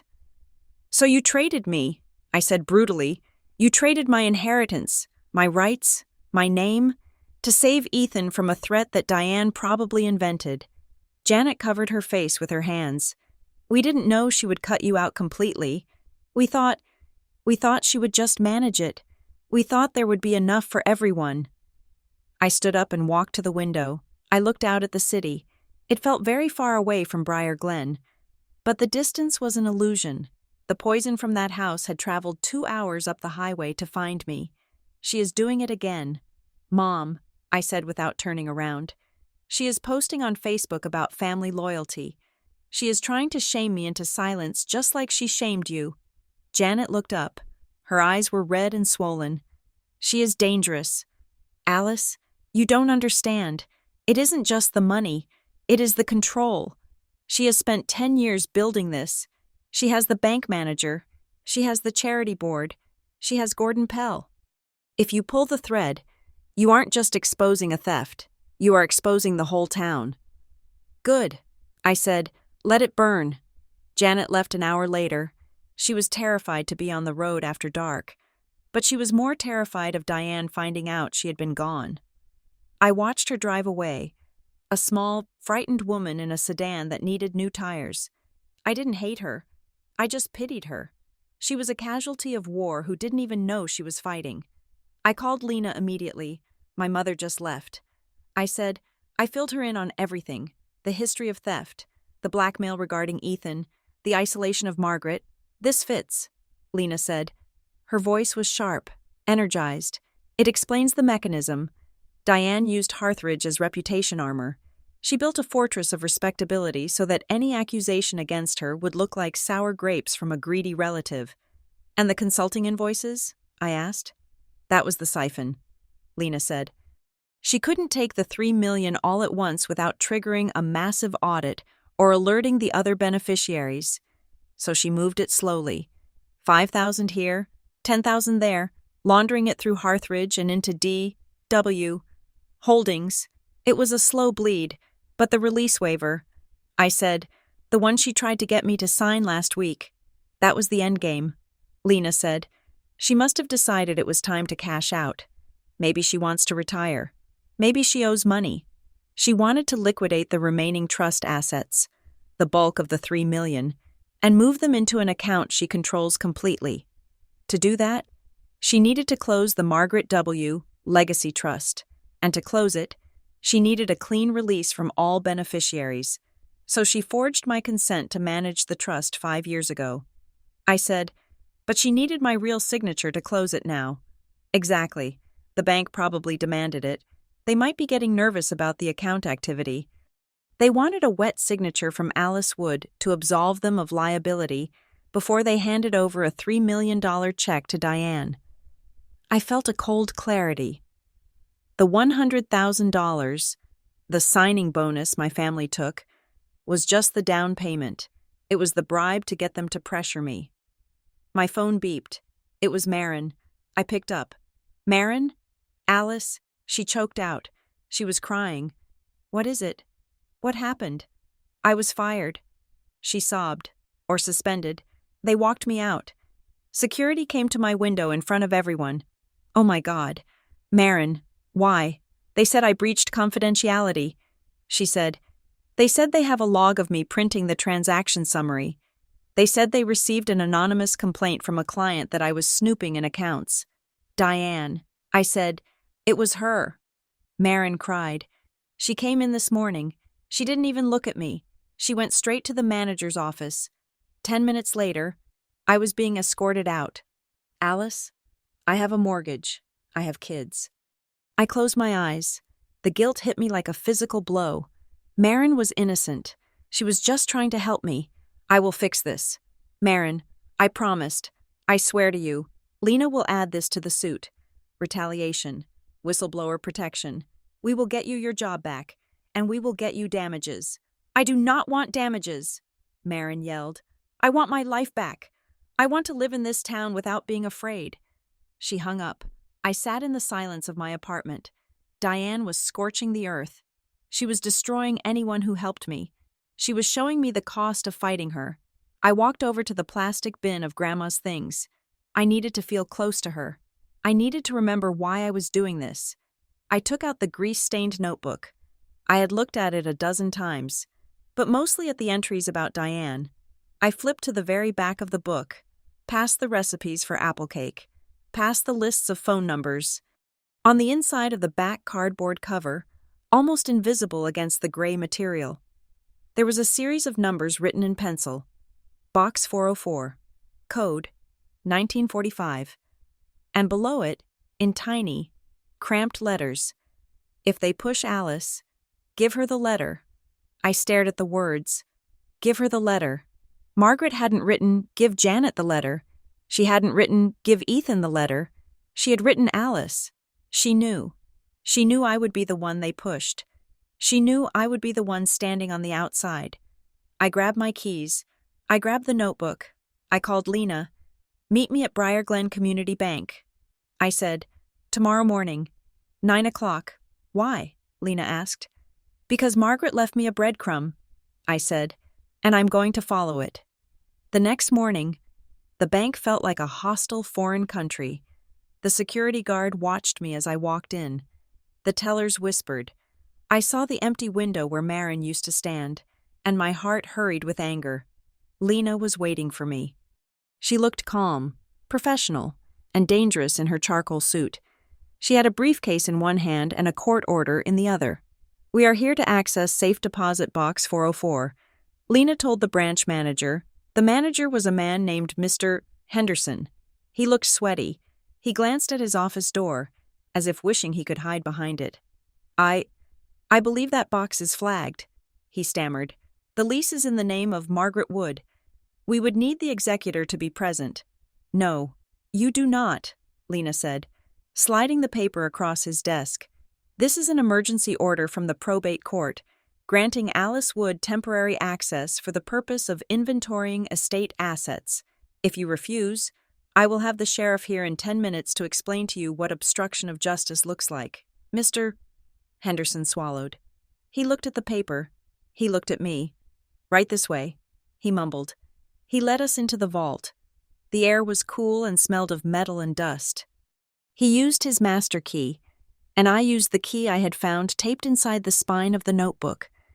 Something I hadn't even realized was a key until I looked closely the night before. The box slid out. It was long and narrow. Mr. Henderson left us alone in the small viewing room. My hands were shaking. Lena stood by the door, silent, giving me space. I opened the lid. There were no diamonds. There were no stacks of cash. There was a thick manila envelope and a document bound in blue legal backing. I picked up the document first. First Amendment to the Margaret W. Legacy Trust. I scanned the first page. It was dated 2 months before Margaret died. I, Margaret Wood, being of sound mind, hereby amend my trust as follows. I revoke all prior beneficiary designations. I hereby name Alice Elizabeth Wood as the sole primary beneficiary of the trust corpus. I specifically exclude Diane Wood from any beneficial interest and remove her as trustee, citing breach of trust. It was unsigned. There was a signature line for Margaret, but it was blank. My heart sank. "It is a draft," I whispered. "She never signed it." Lena stepped closer and looked at the document. "It shows intent," she said. "It is powerful evidence of her state of mind. She was trying to cut Diane out. She was trying to give it all to you. But she didn't sign it." I said, "So legally, the old trust stands," Lena said. "But this proves that the current structure, the one Diane is operating, was against her wishes. It proves Diane's narrative is a lie." I put the document down and picked up the envelope. It was addressed to Alice, in Margaret's handwriting. The ink was shaky, but the letters were bold. I opened it. A single sheet of yellow legal paper was inside. I read it. "My dearest Alice, if you are reading this, it means I am gone, and it means Diane has done what I feared she would do. She has tried to take what isn't hers. I am writing this because I am tired, and my hand shakes, and I do not know if I can get to the lawyer's office to sign the new papers before the end. Diane watches me like a hawk. She listens at the door. You need to know the truth about the money. It isn't just savings. 12 years ago, the bank made a mistake. They moved my accounts into a high-risk fund without my permission to hit a quota. They lost nearly everything. I caught them. I hired a lawyer from Providence, not one of the local boys, and I made them pay. The settlement was for $3 million. They wanted me to sign a non-disclosure agreement. I signed it, on the condition that the money be put into a trust that no one could touch. I did not touch it because I knew if I brought that money into the light, it would poison this family. Your father is a good man, but he is weak. He would have given it to Ethan. And Ethan? Ethan has a hole in his pocket where his soul should be. And Diane. Diane is a tragedy. Alice. She thinks the world owes her a living because she stayed in Briar Glen. She thinks stealing is just collecting her due. Gordon Pell helped her hide the transfers. I saw the statements. He papered it over. I wanted to leave this money to you because you are the only one who knows how to work for $1. You are the only one who doesn't look at me and see a bank account. Do not let them bully you. Do not let them buy you cheap. You are worth more than all of them combined. The proof of the settlement is in the basement of the courthouse, in the archives. Box 77B, it is sealed, but the case number is CV 2012-449. Unseal it. Alice, let the light in. I love you. You are the keeper. Grandma. I lowered the letter. I didn't cry. The tears were stuck somewhere deep in my chest. She saw me, all those years, when I thought I was just the boring, practical granddaughter who lived too far away. She saw me. She saw my father's weakness. She saw Ethan's greed. She saw Diane's entitlement. And she saw me, the only one who knows how to work for $1. The unsigned trust didn't matter. The money didn't matter. This letter was the inheritance. Alice? Lena asked gently. I looked at her. She named the case number. I said, she named the location of the sealed file. Lena's eyes widened. She did? Box 77B, case CV 2012-449. Lena grabbed her phone. That is it. That is the silver bullet. If we have the case number, we can petition to unseal it specifically. We don't have to fish. We can go straight to the judge. I folded the letter carefully and put it back in the envelope. I put the envelope in my purse. I felt a change in the air pressure of the room. The fear I had felt since the beginning. The fear of my family. The fear of their judgment. The fear of being alone. Evaporated. I wasn't alone. Margaret was with me. Let's go. Lena, I said. Where? To the courthouse. I said, I want a file. I want to sue them all. And I want to make sure Gordon Pell and Diane Wood never touch another person's money as long as they live. I walked out of the vault. I walked past Mr. Henderson, who was pretending to type on his computer. I stopped at his desk. Mr. Henderson. I said. He jumped. Yes. Ms. Wood? You should probably call your lawyer. I said. I walked out of the bank and into the bright, cold sunlight of Briar Glen. I took a deep breath. Diane had posted about family loyalty. She had tried to shame me. She had tried to break me. But she had forgotten the most important rule of a revenge story. Never underestimate the person who keeps the receipts. I got into my car. I checked my reflection. I didn't look like the scared girl who had come home for a birthday dinner. I looked like Margaret Wood's granddaughter, and I was ready to finish this. The petition Lena Carver filed was not a polite request. It was a battering ram. We did not ask for a review. We asked for the immediate unsealing of Case CV 2012-449, Margaret Wood versus Briar Glen Community Bank. We filed a motion to remove Diane Wood as trustee based on documented fraud, citing the sworn affidavit of the notary, Pamela Sloan, and we filed a cross-petition to freeze all assets held by Harthridge Services Group and D.W., holdings pending a forensic accounting. When the papers were served, the silence in Briar Glen broke. It started with a phone call. I was sitting in the small conference room at Lena's office, organizing exhibits, when my cell phone rang. The caller ID said, Diane Wood. I looked at Lena. She nodded. Answer it. Put it on speaker. I tapped the screen. Hello, Diane. Alice, Diane said. Her voice was remarkably calm, almost cheerful, as if she were calling to ask if I wanted to bring a side dish to Thanksgiving. I just got some very aggressive paperwork from your lawyer. It is not aggressive.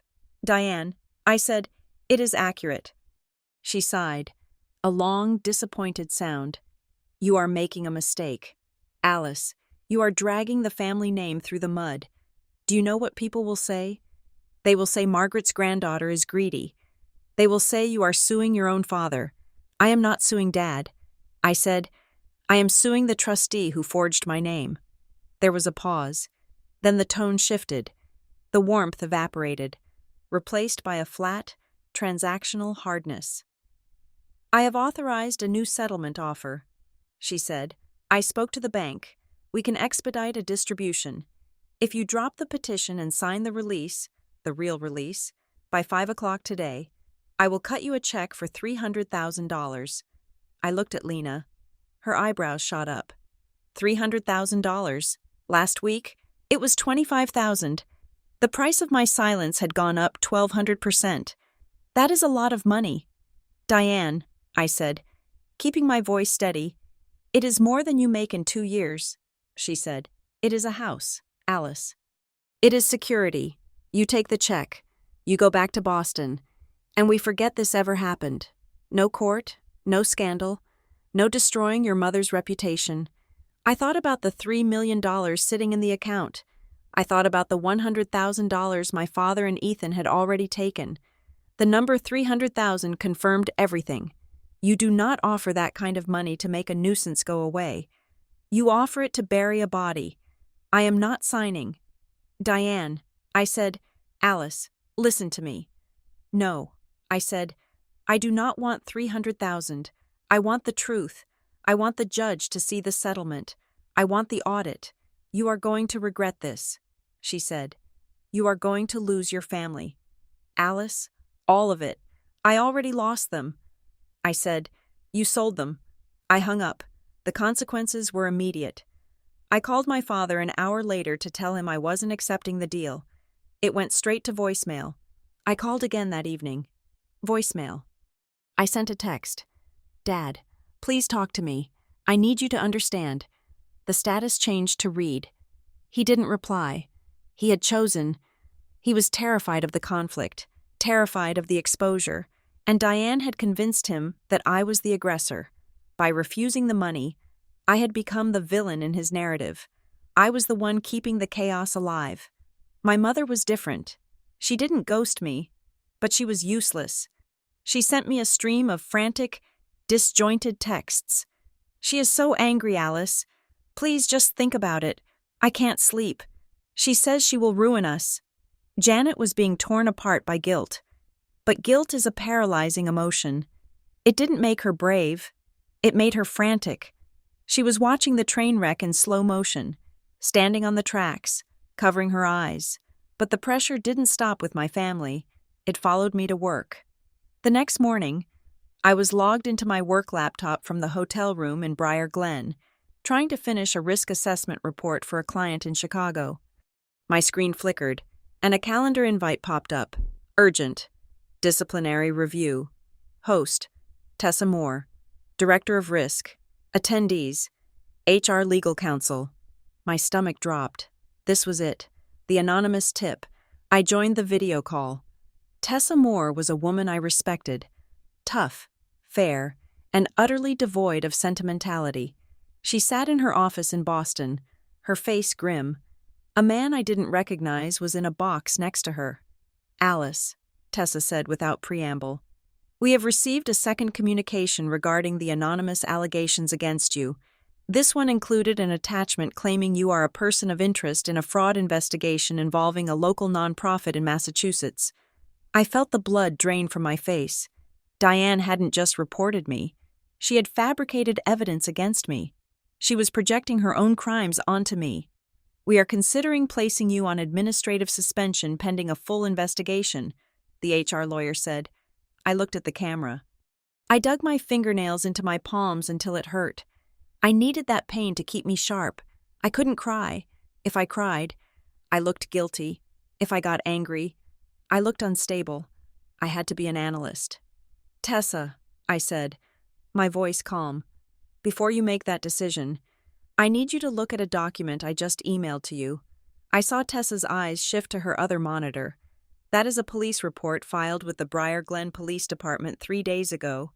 I said, it lists me as the victim of identity theft and forgery. The suspect named is the same person who sits on the board of the nonprofit you just mentioned. Tessa frowned, scrolling down. This allegation is retaliation. I continued. I am currently the plaintiff in a whistleblowing suit regarding a multi-million-dollar trust fraud. The people accusing me are the ones I am suing. They are trying to discredit me to force a settlement.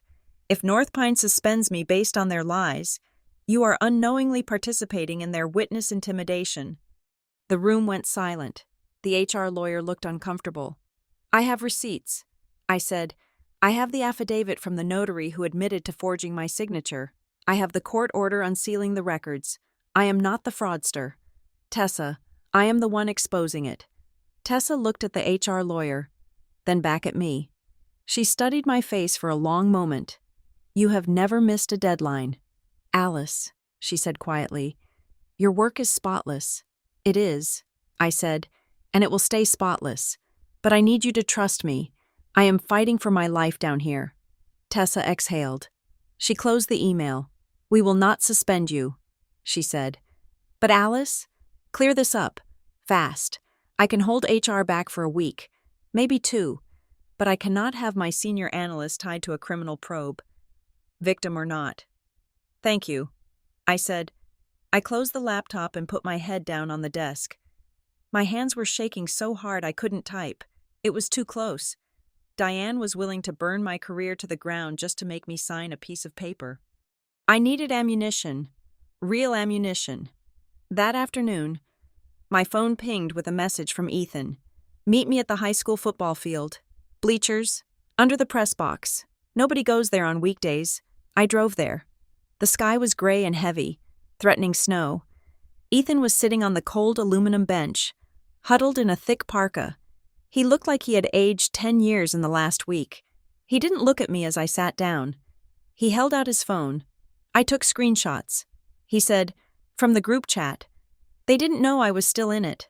Diane made a new one today. But I scrolled back. I took the phone. It was a text thread between Diane, my father, and Gordon Pell. Diane. The girl is becoming a problem. We need to accelerate the distribution. Gordon. If she sees the settlement structure, we are exposed. The tax liability alone on the consulting fees will trigger an IRS audit. Diane. She won't see it. I handled the notary. The release is solid. We just need to keep Alice contained until the wire clears. Ron. I don't like this. Diane. She is my daughter. Diane. She is a risk. Ron. Do you want to lose the house? Do you want Ethan to go to jail? Keep her contained. I stared at the words. Keep her contained. They talked about me like I was a chemical spill. And Gordon Pell, the respectable financial advisor, was admitting to tax evasion in black and white. Send these to me. I said. Ethan tapped the screen and sent the images to my phone. This kills them. Ethan. I said. This proves conspiracy. It proves intent. I know, he said, his voice breaking. Why are you doing this? I asked. You took the money. Ethan finally looked at me. His eyes were red-rimmed. Because Dad is crying every night, he said, and Mom walks around like a zombie. And Diane. Diane came over yesterday. She was laughing. Alice, she was drinking wine and laughing about how she scared you straight with the job thing. She thought it was funny. He wiped his nose with his glove. I am a screw-up. Allie, I know that. I took the money because I was desperate, but I am not her. I don't want to be her. You aren't her, I said softly. I handed him his phone back. Lena is going to need you to authenticate these, I said. Can you do that? He nodded. Yeah, I can do that. We sat there for a moment in the cold wind. We were brother and sister, but the distance between us felt vast. The money had broken something that couldn't be fixed with an apology. But maybe, just maybe, the truth could build a bridge over the wreckage.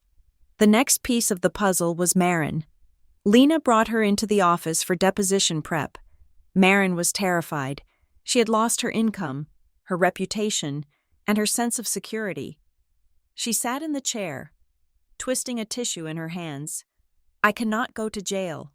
Alice, she kept saying, I cannot violate the Banking Secrecy Act.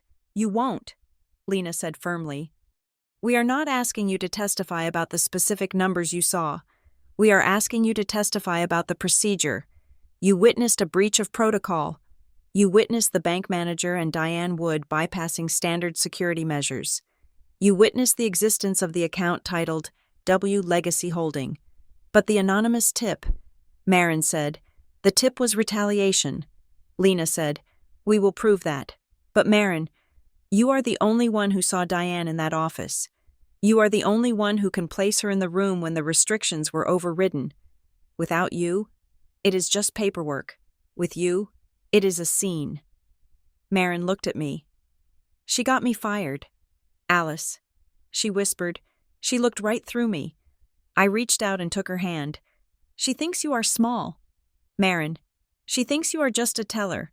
She thinks you will go home and hide. Marin's jaw tightened. She took a deep breath. She is wrong. Marin said, the hearing was scheduled for Tuesday. The days leading up to it were a blur of strategy sessions and psychological warfare. Diane was not idle. She knew she was losing control of the legal narrative. So she doubled down on the social one. She was everywhere. She spoke at the Rotary Club. She organized a food drive in Margaret's name. She was positioning herself as the saint of Briar Glen, the dutiful daughter who had cared for her dying mother, while the ungrateful grandchild lived the high life in the city. I heard about it from old high school friends who messaged me. Alice, why is your aunt saying you are trying to bankrupt the family? Alice, I heard you tried to evict your parents. She was lying so boldly, so publicly, that the truth seemed boring by comparison. She was using shame as a currency, spending it lavishly to buy the town's sympathy. I didn't respond.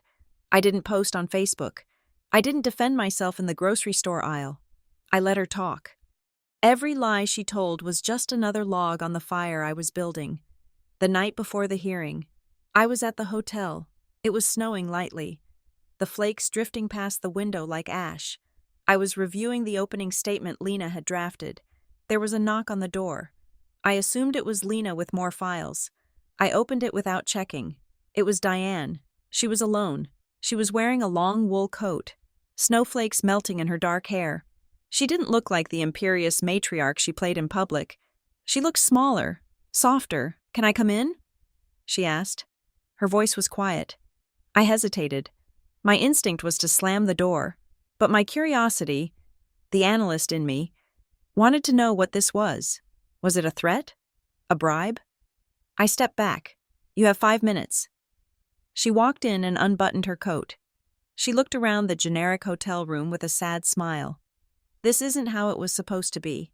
Alice, she said, we were supposed to be a team. Margaret wanted us to take care of each other. Margaret wanted you to keep your hands out of her pockets. I said. Diane winced. She sat down on the edge of the bed. You think I am a monster, she said. I know you do. You think I did this for greed, didn't you? I asked. $3 million is a lot of greed. It wasn't about the money, she said. She looked up at me, and her eyes were wet. It was about respect. Respect? Margaret never respected me, Diane said, her voice trembling with a sudden, raw intensity. I stayed. You left. Your father checked out. I was the one who drove her to the doctors. I was the one who cleaned her house. I was the one who listened to her stories for 20 years. And what did she do? She hid money from me. She treated me like a servant. She judged me for every mistake I ever made. She judged you because you stole from her. Diane, I said. I borrowed. Diane snapped. I was trying to build something. But she never believed in me. She looked at me with that disappointment. God, I hated that look. She took a breath, composing herself. When she got sick, I decided I wasn't going to be the victim anymore. I decided I was going to take what I had earned. I earned that money. Alice, I earned it with every hour I sat by her bed. So you stole my inheritance to pay yourself a salary? I asked. I protected the family. She insisted. I saved Ethan. I kept your father's house running. And yes, I took care of myself. Why shouldn't I? She stood up and walked toward me. Alice, look at you. You are so cold. You stand there with your crossed arms and your judgment, just like her. You don't know what it is like to be the one who stays. You don't know what it is like to be the one everyone relies on, but no one thanks. She reached out, as if to touch my arm. You are too cold to deserve that money, she said softly. You don't need it. You have your career. You have your independence. Let it go. Let us survive. I looked at her. For a second, I saw the tragedy of her. I saw the bitterness that had eaten her alive. She truly believed she was the hero of this story. She believed her resentment gave her the right to plunder. But then I thought about the notary. I thought about Marin losing her job. I thought about the forged signature. I stepped back, out of her reach. You are right, Diane. I said, I am cold. Her face fell. I am cold because I have to be. I said, I am cold because you taught me that warmth is a weakness you can exploit. I walked to the door and opened it. The $100,000 you gave my father and Ethan. That wasn't a gift. That was the price tag you put on me. You decided that for $100,000, you could treat me as disposable. You decided I was worth less than a signing bonus. I am not playing that role anymore. I said, I am not the daughter who signs. I am not the niece who looks the other way. Get out. Diane stared at me. The softness vanished. The mask of the grieving aunt slipped back into place. But beneath it, I saw the fear. She realized, finally, that she couldn't charm me. She couldn't shame me. She buttoned her coat. I will see you in court, she said, and I will destroy you. Bring your receipts. Diane, I said, I have mine. She walked out into the snow. I closed the door and locked it. I leaned my forehead against the wood. My heart was pounding, not with fear, but with adrenaline. She had tried to make it about emotion. She had tried to make it about who deserved it. But tomorrow, in front of a judge, it wouldn't be about feelings. It would be about facts. It would be about the timeline. It would be about the math. And the math never lied. I went back to the desk and picked up the screenshot of the text message. Keep her contained. I wasn't contained anymore. The Briar Glen County Courthouse was a building designed to intimidate. It was all heavy stone and echoing marble corridors, smelling faintly of floor wax and old decisions. To most people, it was a place of judgment. To me, as I walked in that Tuesday morning, it was simply a place where the math would finally have to balance. I sat at the plaintiff's table next to Lena Carver. On the other side of the aisle sat Diane, my father, and a high-priced lawyer from Boston named Mr. Sterling. Diane wore a navy suit that was conservative and maternal. She looked like the victim. My father looked at the floor. He hadn't made eye contact with me since I entered the room. The hearing began as a standard probate dispute. Mr. Sterling opened with a smooth, practiced speech about family misunderstandings and the complex burden of executorship. He painted me as a distant, estranged granddaughter who was swooping in at the 11th hour to disrupt the orderly distribution of a modest estate. It was a good story, but stories do not hold up against timestamps. Lena stood up. She didn't make a speech. She simply laid out the timeline. Your Honor, Lena said, her voice cutting through the stuffy air. The defense claims this is a disagreement about administrative style. We intend to prove it is a documented pattern of fraud, forgery, and embezzlement. She called the first witness, the notary log. We didn't need Pamela Sloan to testify in person. Her sworn affidavit was entered into evidence. Lena projected the image of the logbook onto the screen for the judge. As you can see, Lena said, pointing to the entry dated November 12th, 5 years ago. The log shows a signature for Alice Wood. However, the notary has sworn under penalty of perjury that she never met Alice Wood. She admitted that Diane Wood brought the document in alone and requested the stamp as a favor. Mr. Sterling jumped up. Objection? Hearsay? Overruled, the judge said, peering at the screen over his glasses. The affidavit is admissible. Proceed. Lena turned to the timeline. On that same day, November 12th, Records show a transfer of funds from the trust to an entity called D.W. Holdings. This transfer was authorized by the very document that was forged. This was not a clerical error. This was theft. Diane didn't move. She sat perfectly still, staring straight ahead. But I saw the tension in her jaw. She knew the notary was her weak point. She just didn't realize how deep the crack went. Then came the screenshots. Lena submitted the text messages Ethan had given me. There was a gasp in the gallery, mostly from the few curious locals who had wandered in. When the words appeared on the screen, "Keep her contained," Lena let the phrase hang in the air. "This is a text from Diane Wood to Ron Wood and Gordon Pell." Lena said, "This is not the language of a fiduciary acting in a beneficiary's best interest. This is the language of a conspirator managing a threat. They were not trying to help Alice Wood understand the estate. They were trying to isolate her to secure a signature that would bury the evidence of 5 years of skimming." I looked at my father. He was shrinking into his collar. He looked like he wanted to disappear. The judge looked at the defense table. "Mr. Sterling, do you have an explanation for why the trustee was advising the beneficiary's father to keep her contained?" Mr. Sterling adjusted his tie. It was colloquial. "Your Honor, family shorthand for managing emotional outbursts." The judge did not look impressed. Then came the pivot, the moment the case stopped being about a family squabble and became about the $3 million. Lena moved to unseal the settlement case. CV 2012-449. She cited Margaret's letter. She cited the case number. Mr. Sterling objected strenuously. "Your Honor, that settlement contains sensitive proprietary information regarding Briar Glen Community Bank. Unsealing it would cause irreparable harm to third parties." The judge looked at me. Then he looked at the letter Lena had submitted into evidence. The letter from my grandmother. The public interest in exposing potential fraud outweighs the bank's desire for privacy. The judge ruled, "The motion to unseal is granted." A clerk handed a thick file to the judge. He opened it. The room was silent.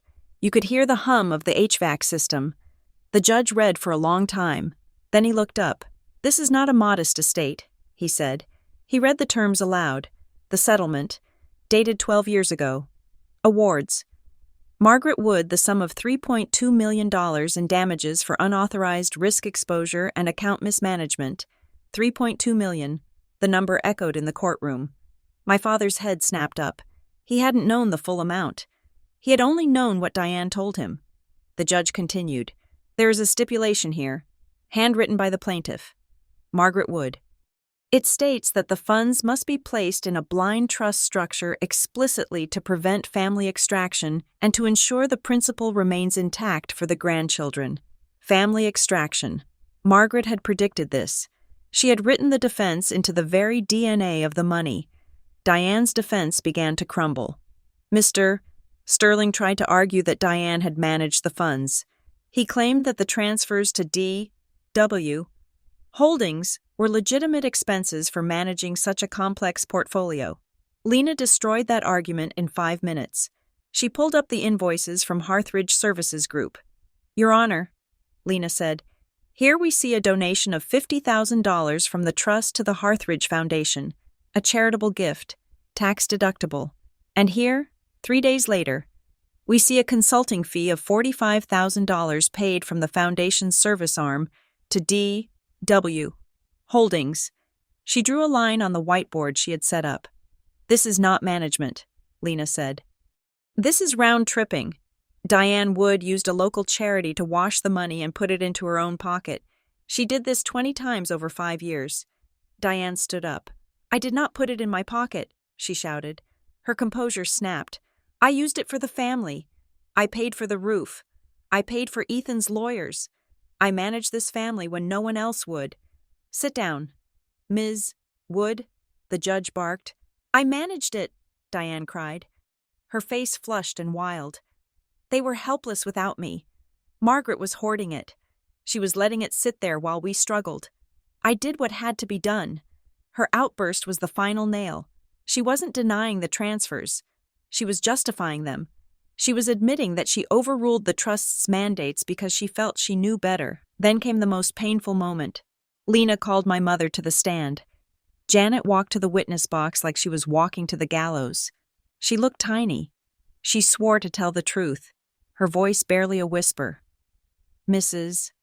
Wood," Lena asked gently, "did you know about the forged consent document?" Janet looked at me. Her eyes were filled with tears. I didn't know she signed Alice's name," Janet whispered, "but I knew she was doing paperwork. I knew she was fixing things." "Why did you let her take control of the estate?" Lena asked. "You are Margaret's daughter. Why did you defer to your sister-in-law?" Janet took a ragged breath. She gripped the railing of the witness box. "Because I was afraid," she said. "Afraid of what?" "Afraid of losing Ethan," she said. She looked at my brother, who was sitting in the back row, his head in his hands. "Diane told me Ethan was in trouble. She said he was going to go to jail if we didn't have money to make it go away. She said she was the only one smart enough to handle it. Did you ever see proof of this trouble?" Lena asked. "No," Janet admitted. "I just believed her. She is so sure of herself." Janet began to cry. "I let her speak for me," she sobbed. "I let her make the decisions because I didn't want the responsibility. I didn't want to fight." She looked at me then. It was a look of pure, unadulterated shame. "I traded my daughter's peace for a promise that wasn't real," she said. Her voice broke, cracking under the weight of the truth. "I let her hurt Alice because I thought it would save us. But it didn't save us. It just destroyed us faster." The courtroom was dead silent. My father was weeping silently at the defense table. Diane was staring at the wall, her jaw set in stone. I felt a tear slide down my own cheek. It wasn't triumph. It was just sadness. My mother had finally found her voice. But it was 20 years too late. The judge cleared his throat. He looked at me. "Ms. Wood," he said, "you are the plaintiff. We have established significant irregularities in the administration of this trust. We have established that the release you were asked to sign was predicated on incomplete and misleading information." He leaned forward. "What is the remedy you are seeking?" The room seemed to hold its breath. Everyone, Mr. Sterling, Diane, even Lena, expected me to name a number. They expected me to ask for punitive damages. They expected me to ask for the $3 million plus interest. I stood up. I smoothed my skirt. I looked at Diane. "I do not want a settlement check, Your Honor," I said. Diane looked at me, confusion flickering in her eyes. "If I take a check today," I said, "I become part of the transaction. I become someone who was bought out, and I leave the mess behind for them to bury again." I took a breath. "I am requesting a full, forensic accounting of the Margaret W. Legacy Trust, dating back 12 years.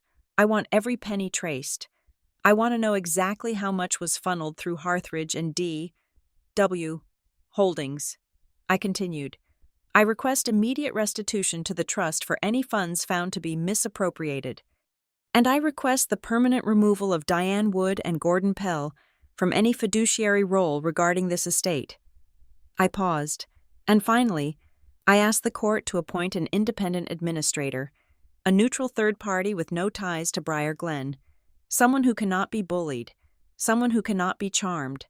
I want the trust managed exactly as my grandmother intended, legally, transparently, and without family interference. The judge looked at me for a long time. He nodded slowly. "You are asking for the law to be followed," he said. "I am, Your Honor. That is all I ever wanted." The judge banged his gavel. "The court grants the plaintiff's motion. Diane Wood is hereby removed as trustee, effective immediately, all assets held by the Margaret W. Legacy Trust, Harthridge Services Group, and D.W. Holdings are frozen pending a forensic audit. The court appoints the firm of Lasker and Associates from Boston to serve as temporary administrator." He looked at Diane. "Ms. Wood, you are ordered to surrender all records, keys, and access codes to the administrator by 5 o'clock today, and I am referring the transcripts of this hearing, specifically regarding the notary fraud and tax structures, to the district attorney's office for review." Diane gasped. That was the first time she looked truly afraid. Civil court was about money. The district attorney was about prison. Court is adjourned. The gavel hit the wood. It was over. I didn't cheer. I didn't smile. I just felt a heavy weight lift off my shoulders, leaving me lightheaded. I walked out of the courtroom and into the hallway. The double doors swung shut behind me, muffling the sound of Mr. Sterling frantically whispering to Diane. Outside, in the lobby, the air was cooler. My family was waiting. It was a strange, chaotic scene. My cousins, aunts, and uncles, the people who had been messaging me with judgment all week, were standing there. They looked confused. They had heard the testimony. They had heard about the $3 million. They had heard about the theft. Some of them looked at me with new respect. Some looked at me with fear. My cousin Sarah, the one who had tagged me in the Facebook post, walked up to me. "Alice," she said, we didn't know. You didn't ask." I said simply. She looked down. "Diane said you were trying to take the house. She said you were greedy."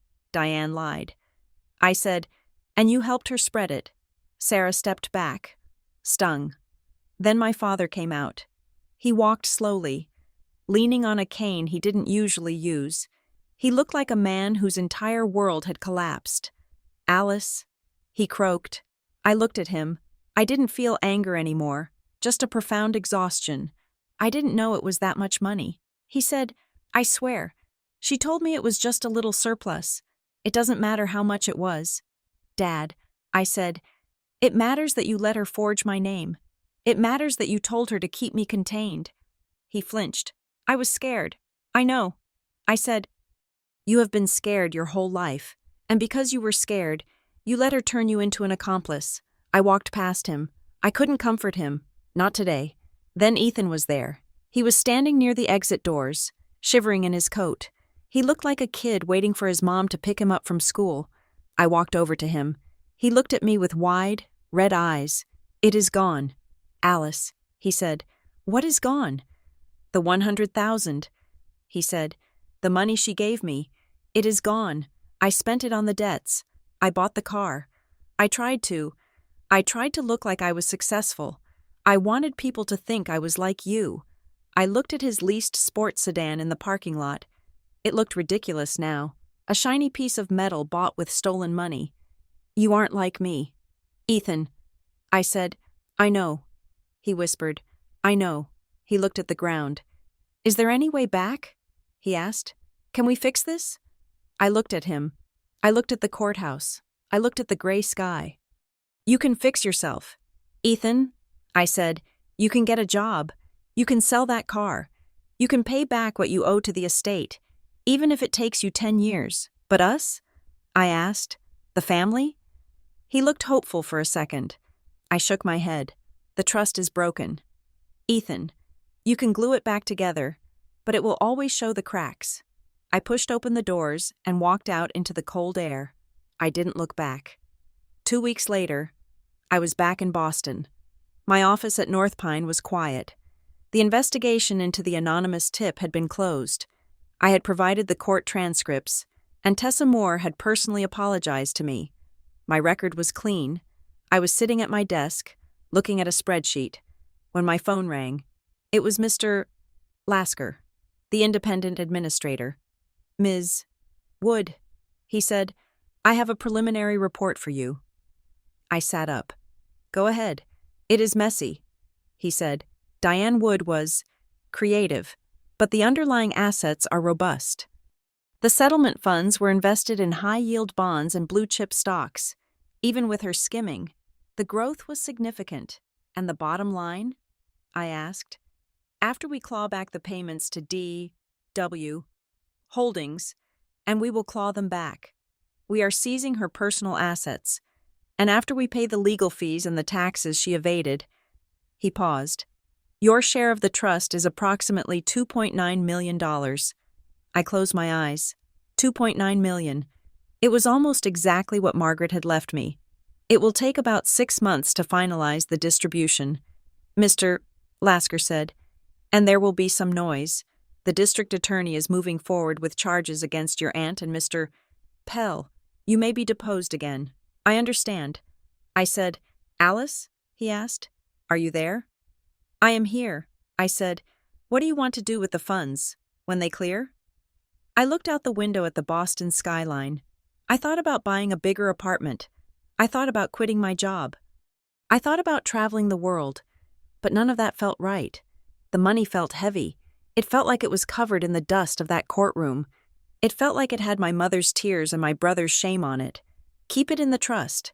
I said, "Mr. Lasker sounded surprised. "You don't want a distribution?" "Not yet." I said, "Keep it managed. Keep it safe." "And Mr. Lasker?" "Yes?" "Set up a sub-account." I said, "A small one. For education. If Ethan ever decides to go back to school, if he ever decides to actually work for something, I want there to be a way to help him, but he doesn't get a dime of cash. Only tuition. Direct to the school."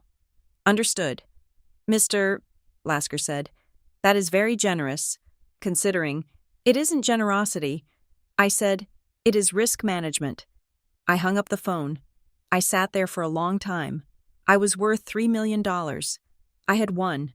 I had exposed the truth. I had vindicated my grandmother. But as I packed up my bag to go home to my empty apartment, I realized that revenge stories don't end with a victory parade. They end with silence. I had the money. I had the truth. But I had walked away from the only family I had. I walked to the elevator. I pressed the button. The doors opened, and I stepped inside. I watched my reflection in the polished steel doors. I looked like Alice Wood.